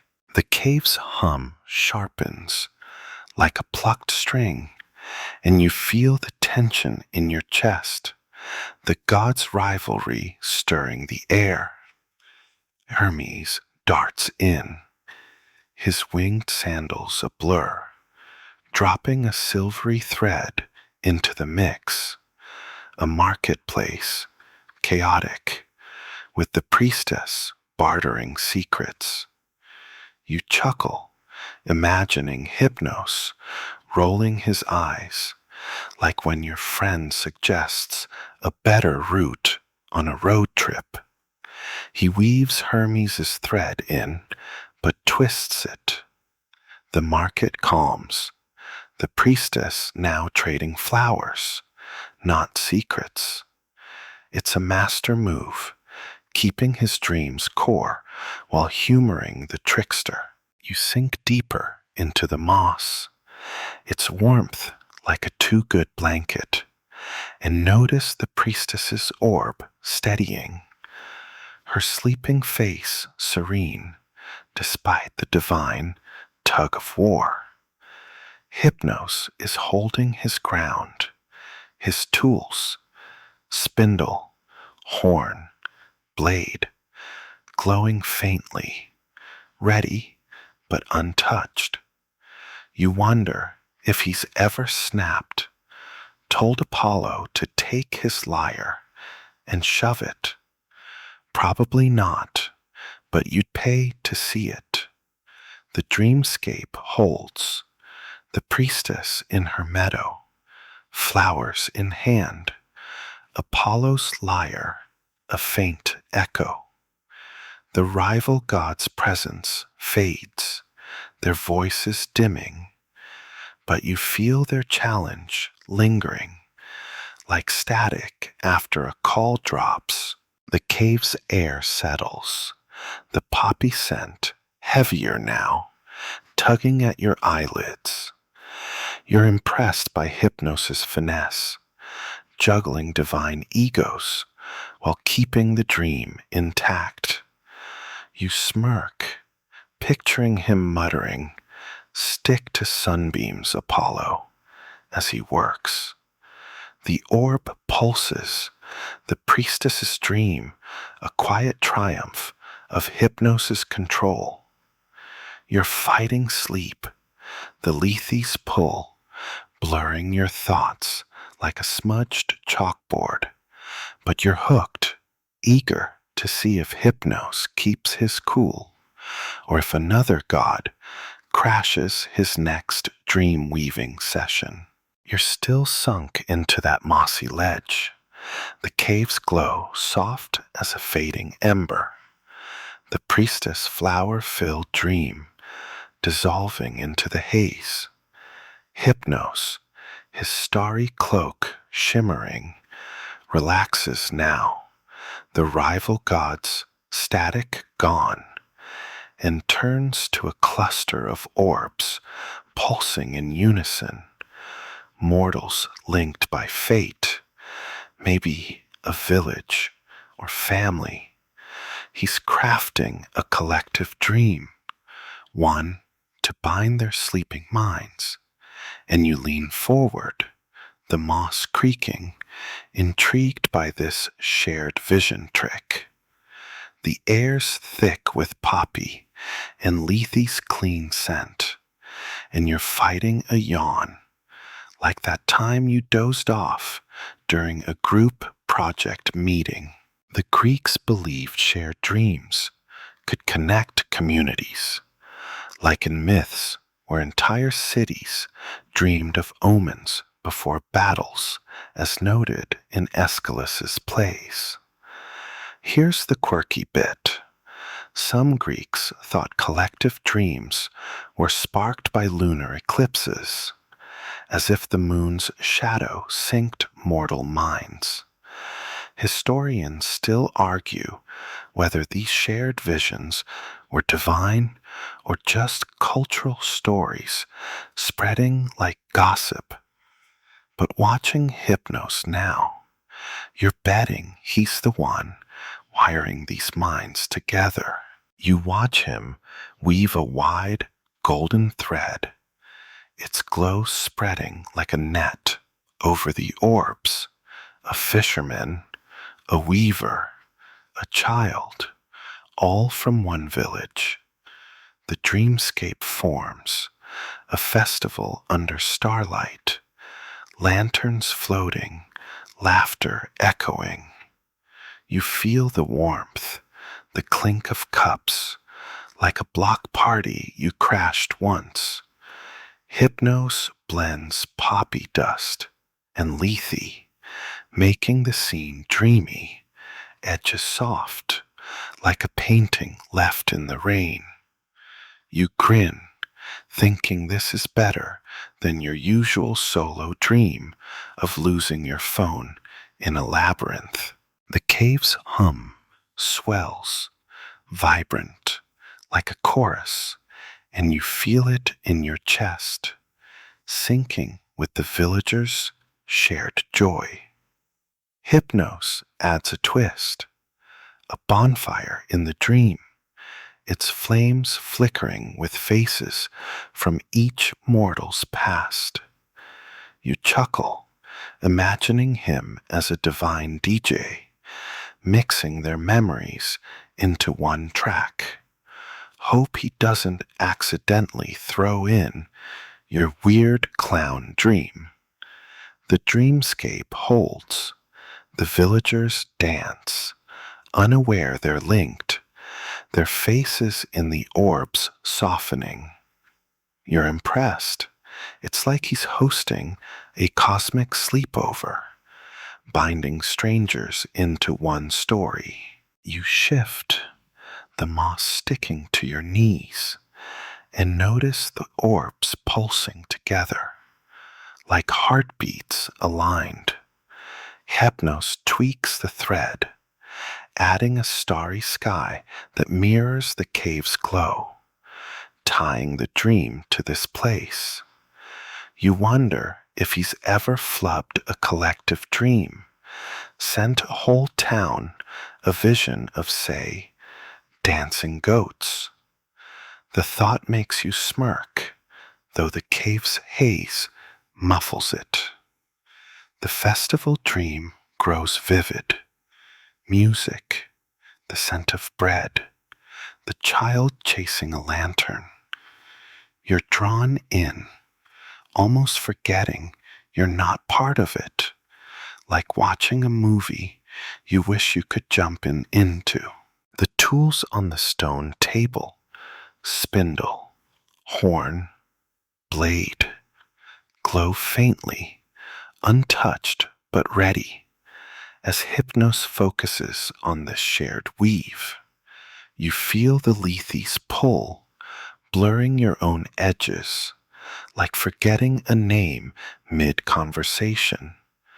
The collective dream feels alive, a tapestry of mortal lives woven by Hypnos's hands.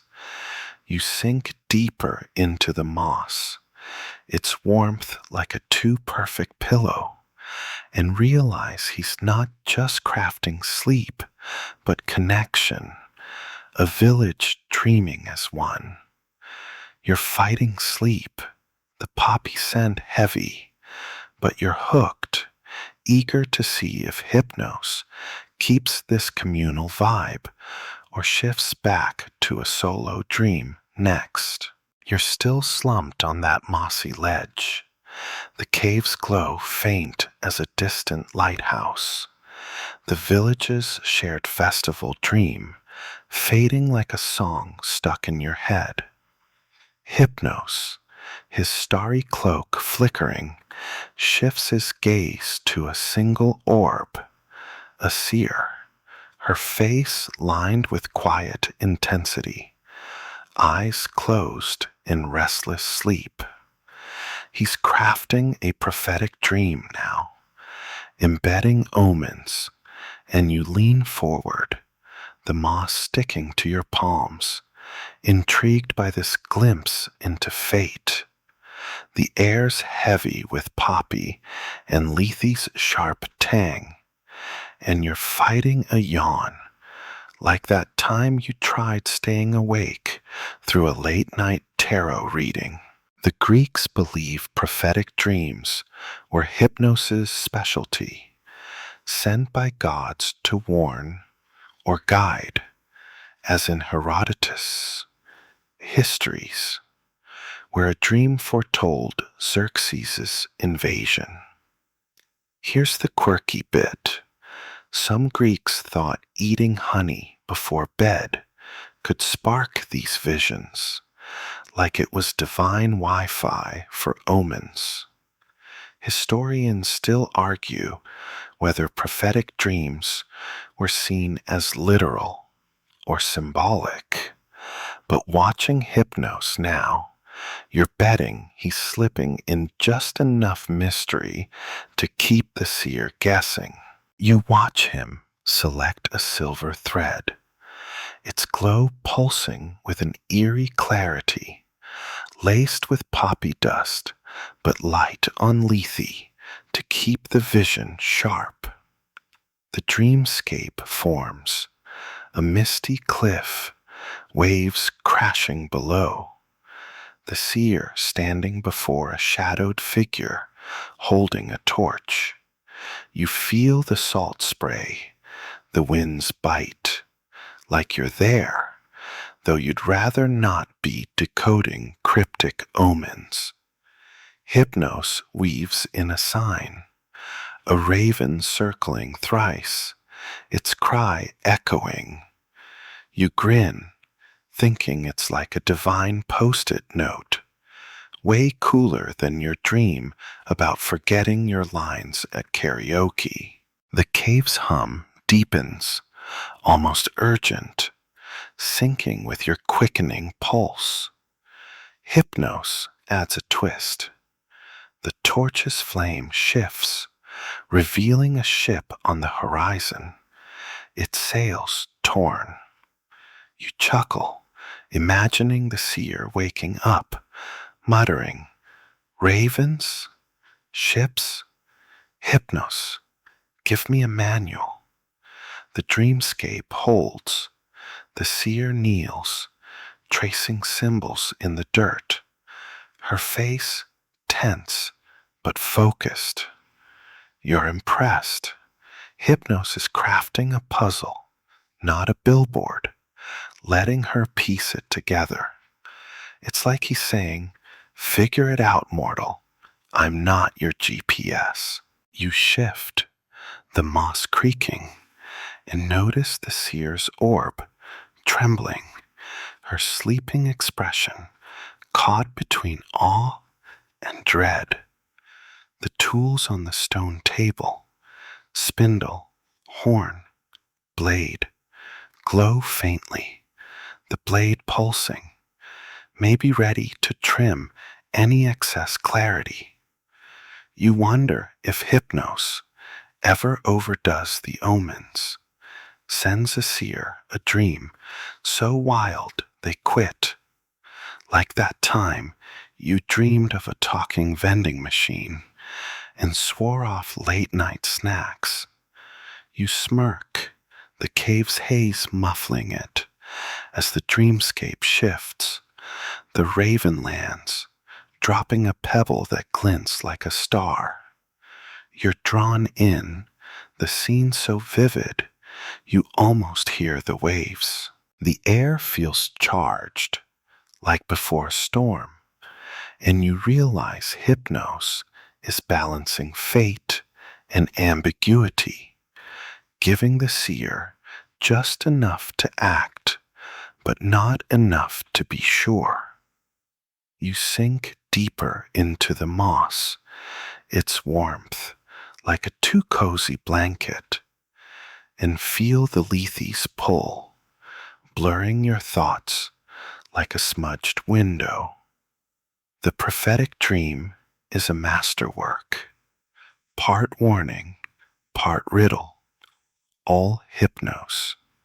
You're fighting sleep, the poppy scent tugging harder, but you're hooked, wondering if the seer will crack the omen or if Hypnos has another cryptic vision up his starry sleeve. You're still sunk into that mossy ledge, the cave's glow dim as a fading ember. The seer's raven and torch dream dissolving into the haze like a riddle you can't solve. Hypnos, his starry cloak flickering, slumps slightly, his moonlit eyes heavy, like he's hit a rare, rough patch. He's struggling with a complex dream tonight, and you lean forward, the moss sticking to your palms, curious about what's tripping up the god of sleep. The air's thick with poppy and Lethe's clean tang, and you're fighting a yawn, like that time you tried powering through a midnight coding session gone wrong. Greek myths, like those in Ovid's Metamorphoses, show Hypnos as near infallible, but even he faltered, like when Hera pushed him to trick Zeus and he barely pulled it off. Here's the quirky bit. Some stories claim he'd nap mid-job, leaving half-formed dreams dangling, which mortals woke up cursing as weird vibes.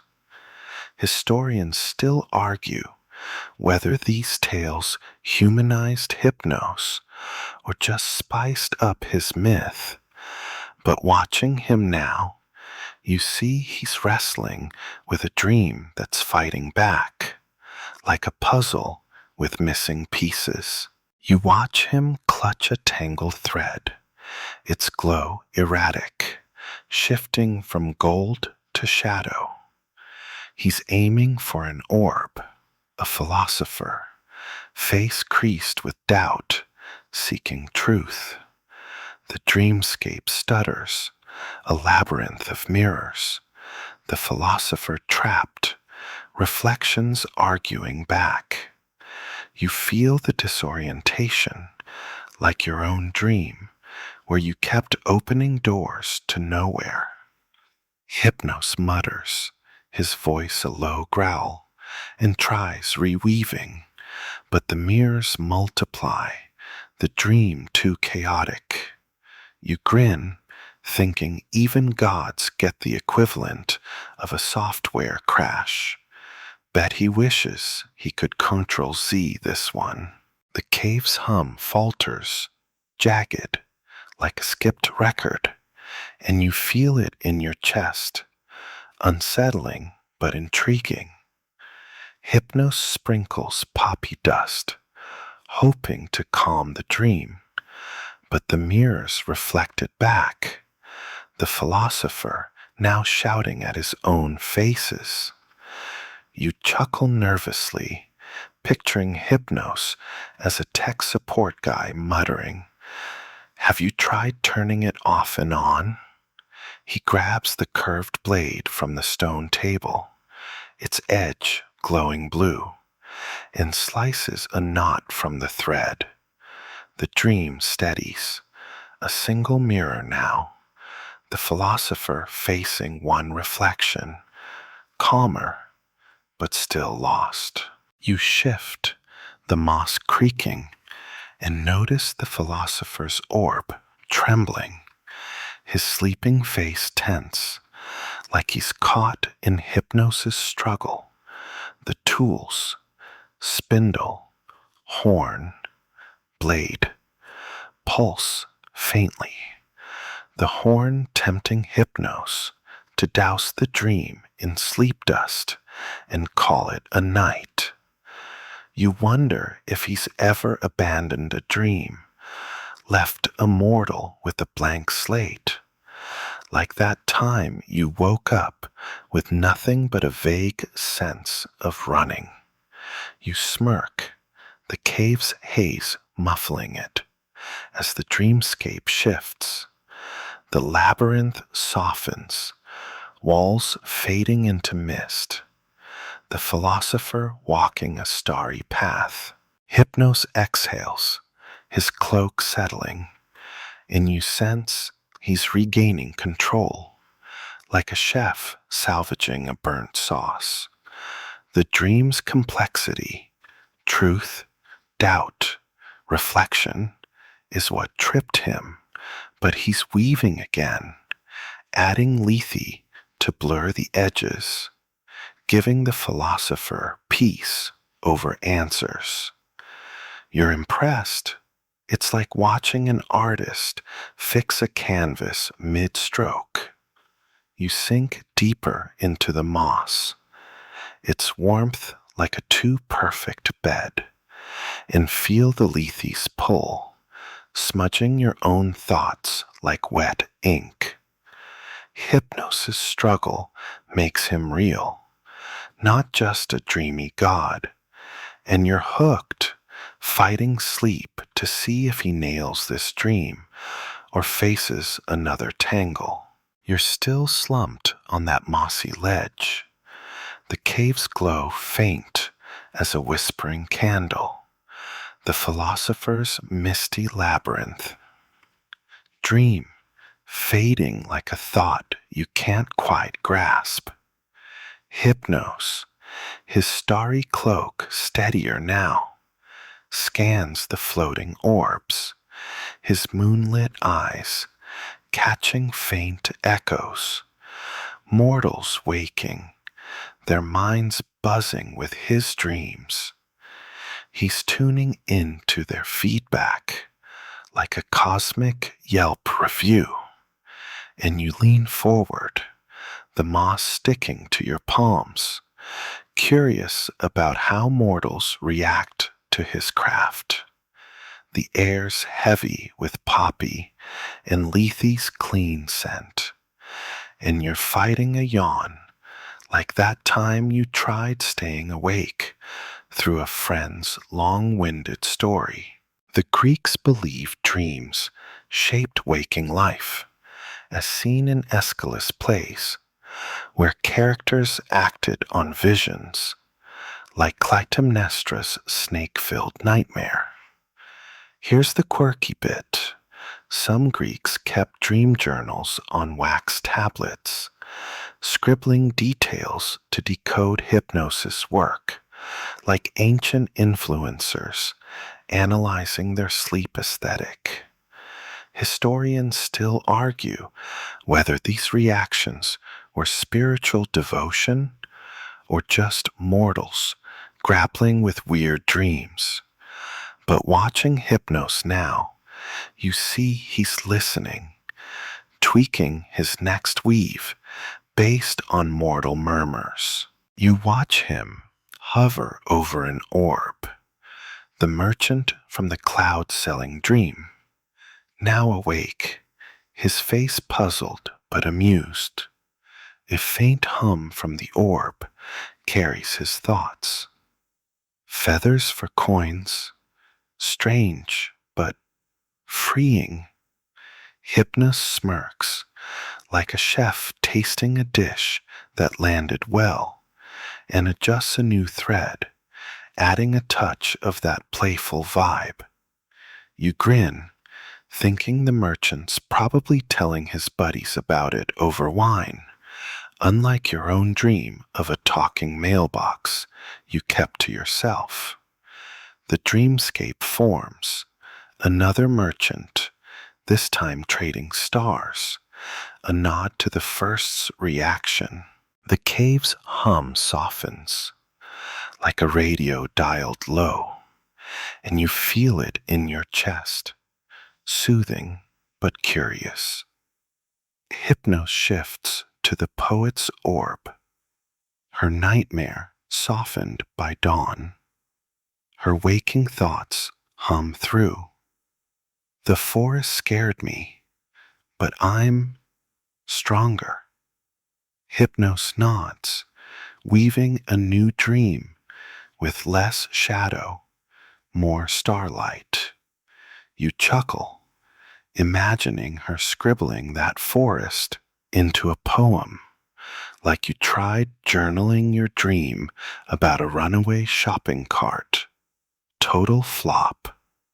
The new dreamscape glows, a poet by a stream, words flowing like water, inspired by her own resilience.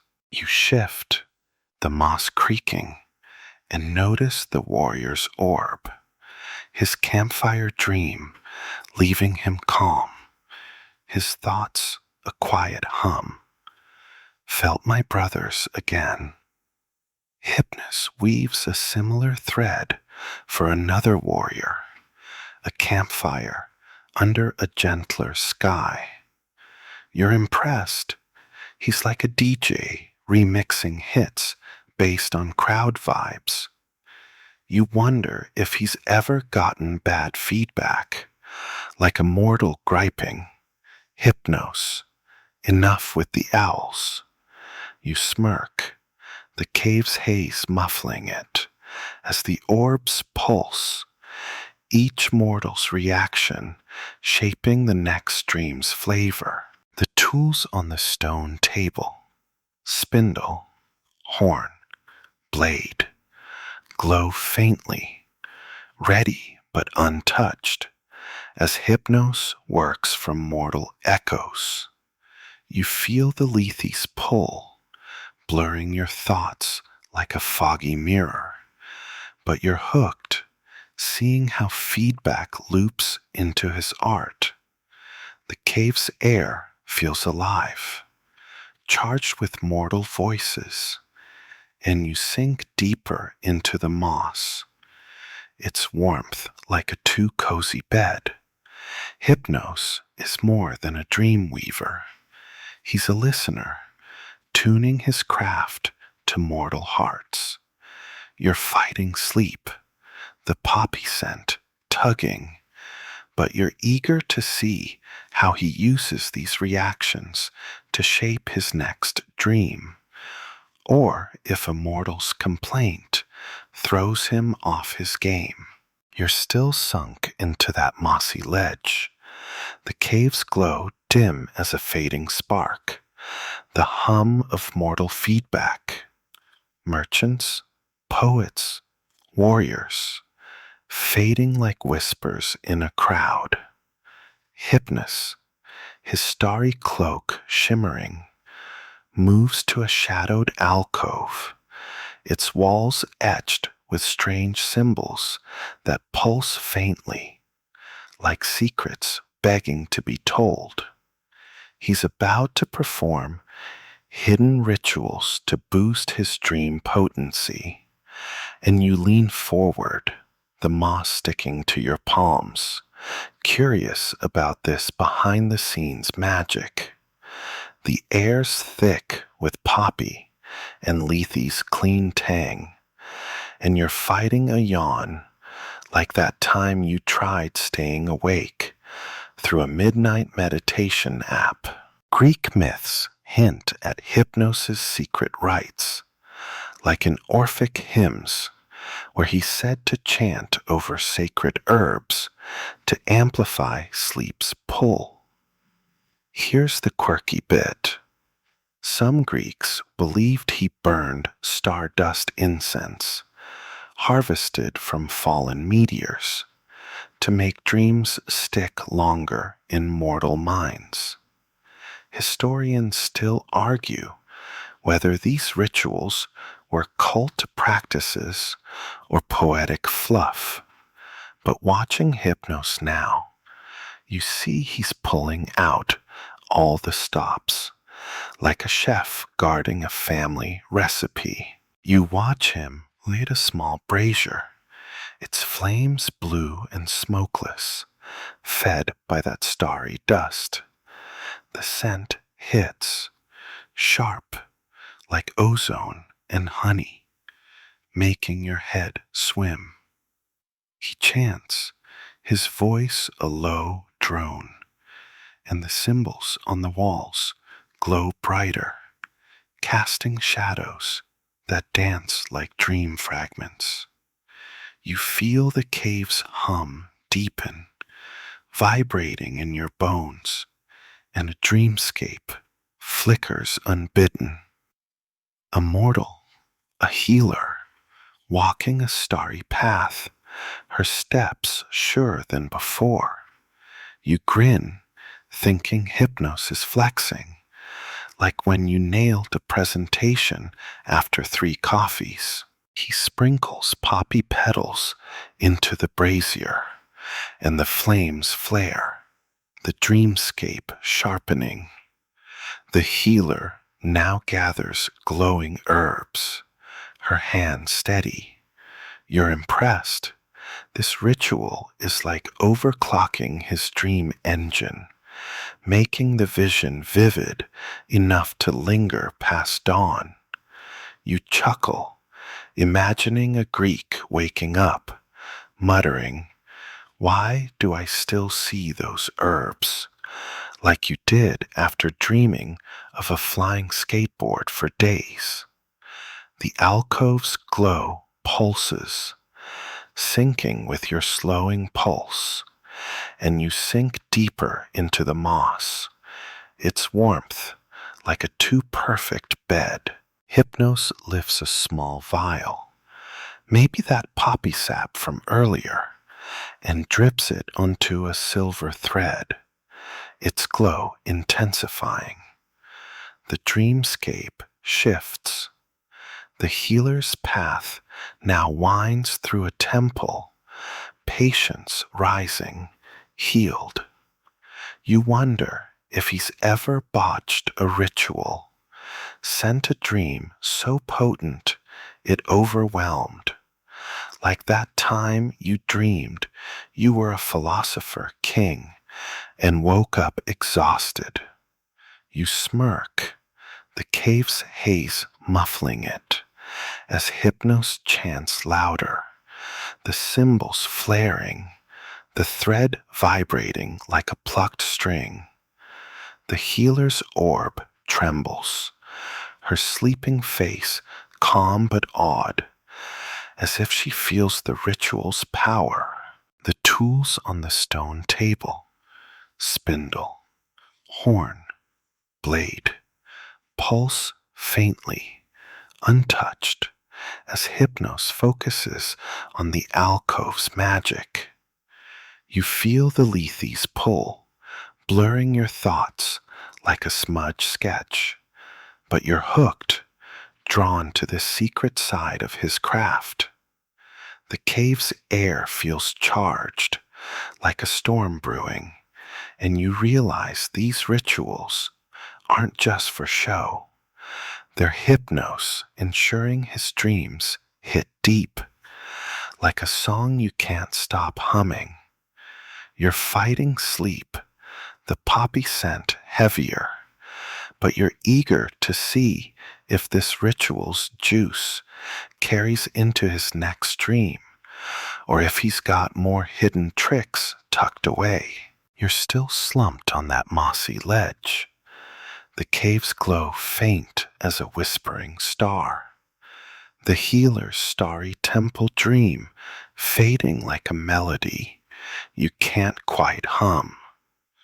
Hypnos, his starry cloak shimmering, steps back from the alcove's glowing symbols, their ritual hum lingering like a distant bell. He's turning his gaze outward now, comparing Greek dreams to Egyptian sleep visions, and you lean forward, the moss sticking to your palms, curious about this cross-cultural dive.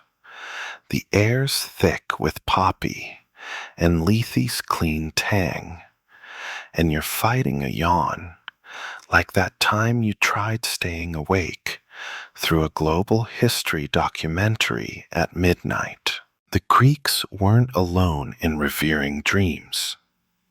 Egyptian texts, like the Book of the Dead, describe sleep as a gateway to divine messages, with gods like Bes shaping visions. Here's the quirky bit. Egyptians believed sleeping on a dream bed, carved with protective spells, could steer visions like a magical headboard upgrade. Historians still argue whether Greek and Egyptian dream beliefs cross-pollinated via trade routes. But watching Hypnos now, you see him nodding to those distant sands, weaving with a broader palette. You watch him hover over an orb, a Greek sailor, face weathered by sea winds, then glance at a faint Egyptian scarab glyph pulsing on the cave wall. He weaves a hybrid thread, gold with a hint of desert red, laced with poppy but less lethe for clarity. The dreamscape forms, a Nile-like river, papyrus boats gliding, the sailor trading with robed figures under a starry sky. You feel the warm breeze, the lap of water, like a vacation you never took. You grin, thinking Hypnos is like a chef blending cuisines. Hope he doesn't overdo the Ankh motifs, like your dream with too many random pyramids. The cave's hum shifts, softer, like a cross-continental lullaby, and you feel it in your chest, soothing but expansive. Hypnos adds an Egyptian touch, a jackal shadow, maybe Anubis, watching from the riverbank, giving the dream a protective edge. You chuckle, imagining the sailor waking up, muttering, "Why jackals?" like you did after dreaming of a camel in your backyard. The dreamscape holds, the sailor barters, unaware of the divine guard, his face easing. You're impressed. Hypnos is borrowing Egyptian vibes, protection, mystery, while keeping it Greek with starlight and calm. You shift, the moss creaking, and notice the sailor's orb glowing with a faint red hue, echoing the scarab glyph. The tools, spindle, horn, blade, pulse faintly, untouched, as Hypnos weaves this cultural mashup. You wonder if he's ever mixed up pantheons, sent a Greek a dream so Egyptian they woke up craving papyrus. You smirk, the cave's haze muffling it as the dreamscape shifts. The river glints, a starry ibis flies overhead, blending Greek and Egyptian skies. You're drawn in, the scene vivid, like flipping through a mythic travelogue. The air feels warmer, like desert night, and you realize Hypnos is showing how dreams transcend borders, linking mortals through shared hopes. You sink deeper into the moss, its warmth like a too cozy blanket, and feel the lethes pull, blurring your thoughts like a sandy horizon. This cross-cultural dream is a nod to human connection, Greek or Egyptian, sailor or scribe. You're fighting sleep, the poppy scent tugging, but you're hooked, eager to see if Hypnos keeps blending worlds or returns to his Greek roots for the next dream. You're still sunk into that mossy ledge, the cave's glow dim as a fading firefly. The sailor's Nile starlit dream, dissolving like a half-remembered voyage. Hypnos, his starry cloak shimmering, shifts his gaze to a single orb, a Greek dancer, her face radiant, eyes closed in joyful sleep. She's his mortal muse, inspiring his dream artistry, and you lean forward, the moss sticking to your palms, curious about this special spark. The air's thick with poppy and Lethe's clean tang, and you're fighting a yawn, like that time you tried staying awake through a friend's ecstatic recital story. Greek myths often tied artists to divine inspiration, like the muses fueling poets, and Hypnos, Persum Orphic hymns, drew from mortals' passions to shape dreams. Here's the quirky bit. Some Greeks believed dancers' movements could influence gods, as if their spins whispered ideas to Hypnos' subconscious. Historians still argue whether muses were literal or metaphoric, but watching Hypnos now, you see this dancer's grace guiding his hands, like a painter struck by a perfect sunset. You watch him select a vibrant thread, its glow a swirling mix of gold and violet, laced with poppy dust and a touch of lethe for softness.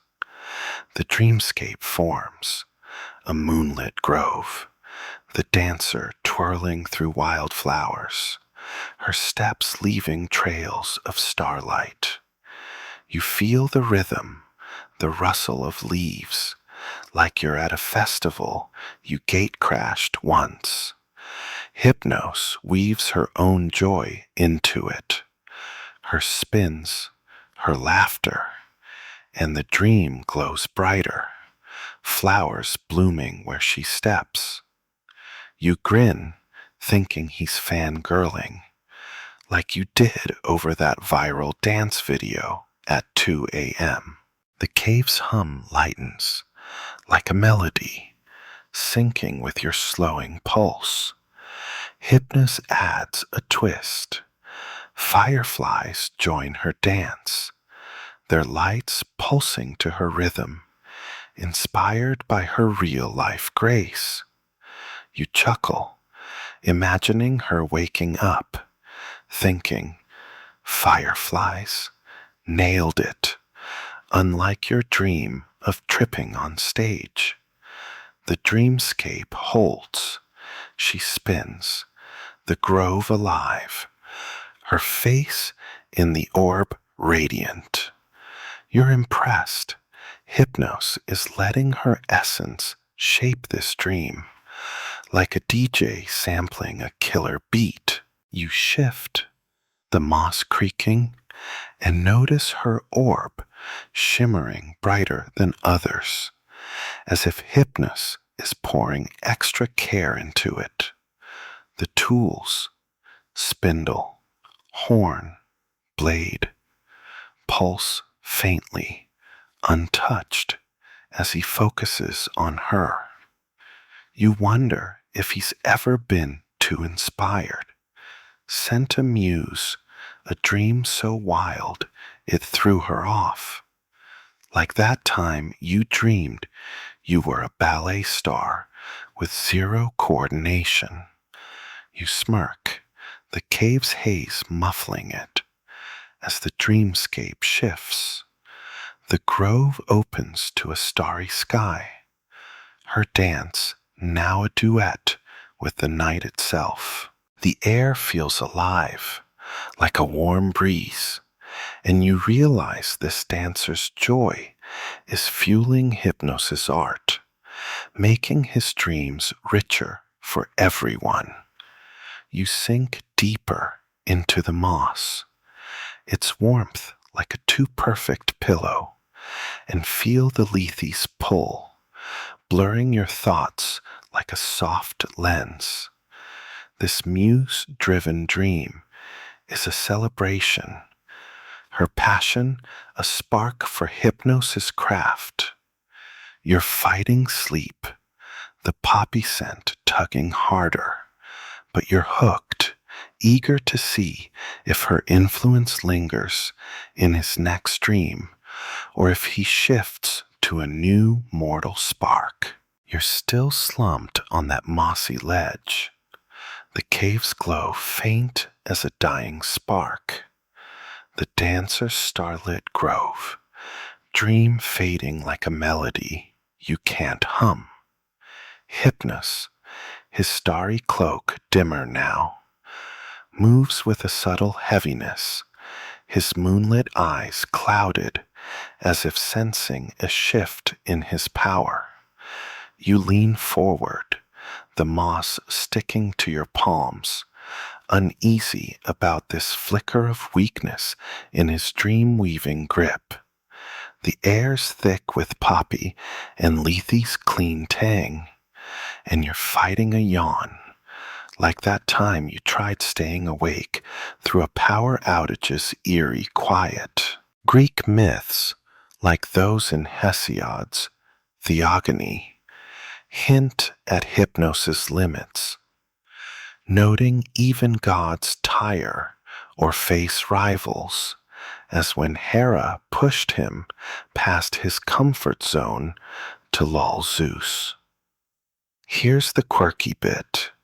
Some Greeks thought Hypnos' power waned at dawn, as if sunlight unraveled his dreams like a bad sweater. Historians still argue whether this fading was mythic or a metaphor for sleep's fragility. But watching Hypnos now, you see his hands tremble slightly, threads slipping like an artist losing their touch. You watch him grasp an orb, a farmer, face weathered by toil, eyes closed in fitful sleep. He tries weaving a silver thread, aiming for a harvest dream, but it frays, the dreamscape stuttering, a field, crops wilting, then blooming, then gone. You feel the farmer's worry, like your own dream of a project crumbling. Hypnos mutters, frustrated, and sprinkles poppy dust, but the dream flickers, now a barren plain. You grin nervously, thinking even gods have off days, like when your coffee maker died mid-brew. The cave's hum falters, thin and reedy, mirroring your uneven breath. Hypnos grabs the curved blade, its blue glow weak, and trims the thread, starting over. The dream steadies, a modest field, crops green, the farmer resting under a tree. You chuckle, imagining Hypnos cursing under his breath, like you did when your laptop crashed before saving. The dreamscape holds, simple but stable, the farmer's face easing in the orb. You're relieved, he's pulling it together, but the effort shows, his cloak dim, as if dawn's creeping closer. You shift, the moss creaking, and notice the orbs dimming, their glow less certain, like Hypnos' control is slipping. The tools, spindle, horn, blade, pulse, faintly, almost apologetic. You wonder if he's ever lost a dream entirely, left immortal dreamless, like that night you slept, but woke feeling nothing. You smirk, the cave's haze muffling it, as the dreamscape shifts, a soft breeze, the farmer smiling, crops swaying. It's basic, but it works, a small win against his fading grip. The air feels cooler, like night's end, and you realize Hypnos' struggle is real. His power, tied to darkness, wanes as mortal worlds stir. You sink deeper into the moss, its warmth fading, and feel the lethes pull, blurring your thoughts like a smudged page. This glimpse of his limits makes him less god, more craftsman, fighting to keep dreams alive. You're fighting sleep, the poppy scent heavier, but you're hooked, wondering if Hypnos will rally, or if his next dream will fray under this creeping dawn. You're still sunk into that mossy ledge, the cave's glow faint as a whispering ember, the farmer's simple harvest dream dissolving like mist in morning light. Hypnos, his starry cloak barely flickering, straightens, his moonlit eyes clearing as he traces his dream weaving's lasting mark through time. You lean forward, the moss sticking to your palms, curious about how his craft echoes beyond the Greek night. The air's heavy with poppy and lethes clean tang, and you're fighting a yawn, like that time you tried staying awake through a history lecture on ancient legacies. Hypnos' influence stretched far, inspiring Roman poets like Ovid, who wove sleep gods into metamorphoses, and even medieval dream theories tying visions to the divine. Here's the quirky bit. Renaissance scholars thought Hypnos' essence lingered in sleep dust rubbed from eyes, a nod to his poppy dust tricks. Historians still argue whether his legacy was direct or just sleep's universal pull. But watching Hypnos now, you see him reflecting on his mark, like an artist eyeing their work in a gallery. You watch him hover over an orb, a medieval scribe, face lit by candlelight, eyes closed in restless sleep. Hypnos weaves a silver thread, its glow steady despite his earlier struggle, laced with poppy and a hint of lethe. The dreamscape forms, a vast library, scrolls unrolling, the scribe reading under starlight. You feel the parchments crinkle, the waxes scent, like a late-night study session you barely survived. Hypnos weaves in his legacy, a figure shadowy like himself, guiding the scribe to a book of dreams. You grin, thinking he's flexing his CV, unlike your dream of losing your notes before a test. The cave's hum steadies, soft but enduring, syncing with your slowing breath. Hypnos adds a nod to Rome. A laurel wreath appears in the dream, the scribe crowned for wisdom. You chuckle, imagining a medieval monk waking, muttering, "Laurels? Hypnos, I'm just copying manuscripts." The dreamscape holds, the library glows, the scribe's face calm, his orb steady. You're impressed.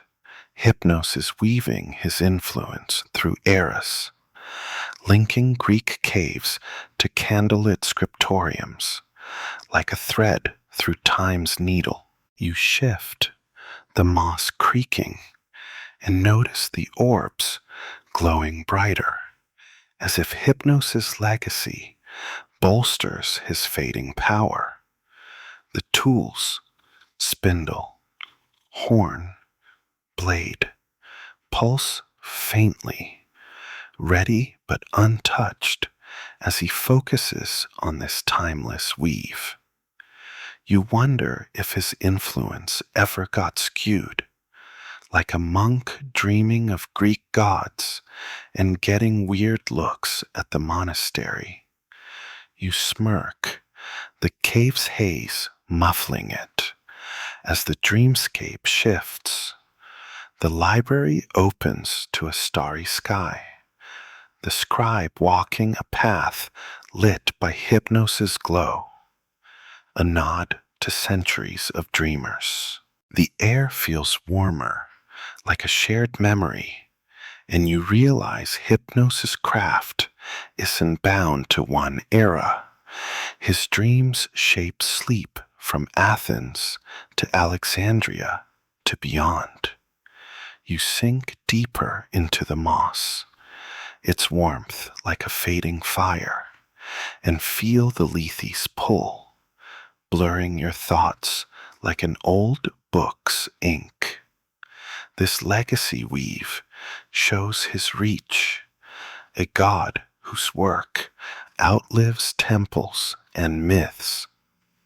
You're fighting sleep, the poppy scent tugging harder, but you're hooked, eager to see how Hypnos wraps his final dream, carrying his ancient art into your own night.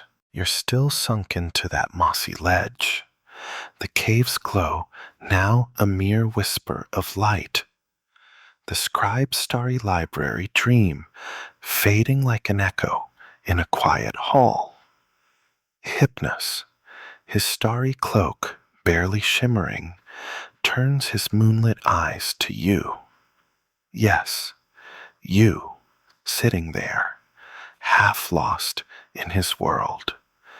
He's crafting your dream now, the final weave of this night, and you feel a shiver, the moss sticking to your palms, as the cave seems to shrink, wrapping you in its haze.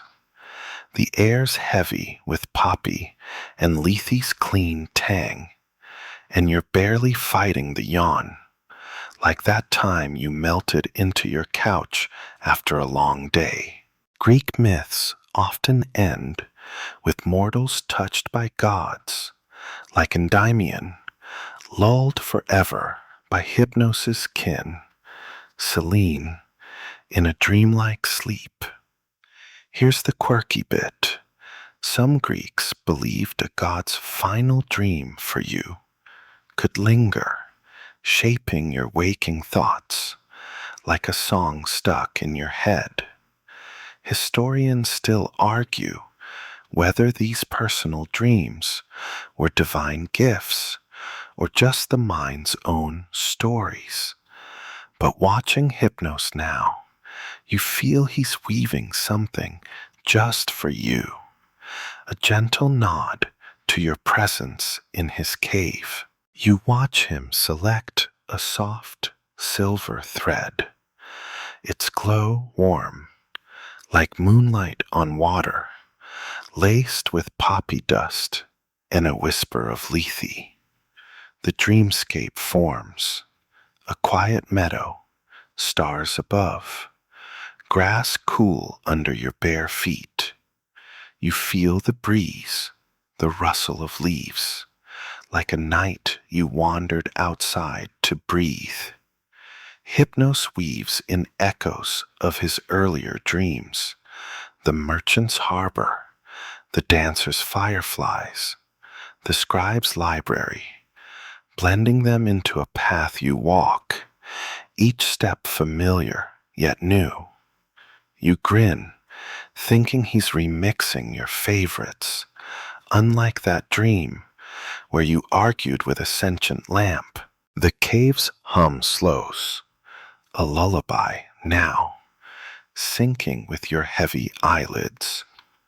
Hypnos adds a personal touch, a stream, its water reflecting your own face, calm, unburdened. You chuckle softly, imagining waking up, muttering, Hypnos, you're too good, like you did after a rare, perfect nap. The dreamscape holds. You sit by the stream, stars twinkling, the world soft and still.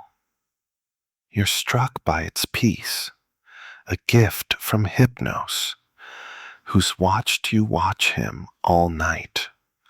The orb, your orb, somehow, glows faintly, your sleeping self at ease, ready to drift. You sink deeper into the moss, its warmth fading as the tools, spindle, horn, blade, dim, their work done. You wonder if Hypnos crafts everyone's final dream this way, or if you're special for sticking around. You smirk, the cave's haze swallowing it, as the meadow stretches, stars brightening, your breath slowing. The Lethe's pull is strong now, blurring your edges, like falling into a soft void. Hypnos' gaze lingers, his cloak a faint shimmer, and you feel his craft complete, a dream to carry you gently into sleep. The meadow softens further, its edges dissolving into a warm, endless haze. You're lying on the grass now, the stream's murmur a distant hum, stars above pulsing like a heartbeat. Each breath feels slower, deeper, as if the world is exhaling with you. The air is cool, scented with faint wildflowers, and you feel no need to move, no rush, no wait. Hypnosis' presence is a whisper, his work done, leaving you in this quiet space where thoughts drift like leaves on water. The stars fade, one by one, not gone, but resting, waiting for another night. Your eyelids are heavy, the caves glow a memory, and you let go, sinking into the dream he's woven just for you. Sleep comes, soft as a sigh, carrying you beyond the cave, beyond time, into a stillness that feels like home.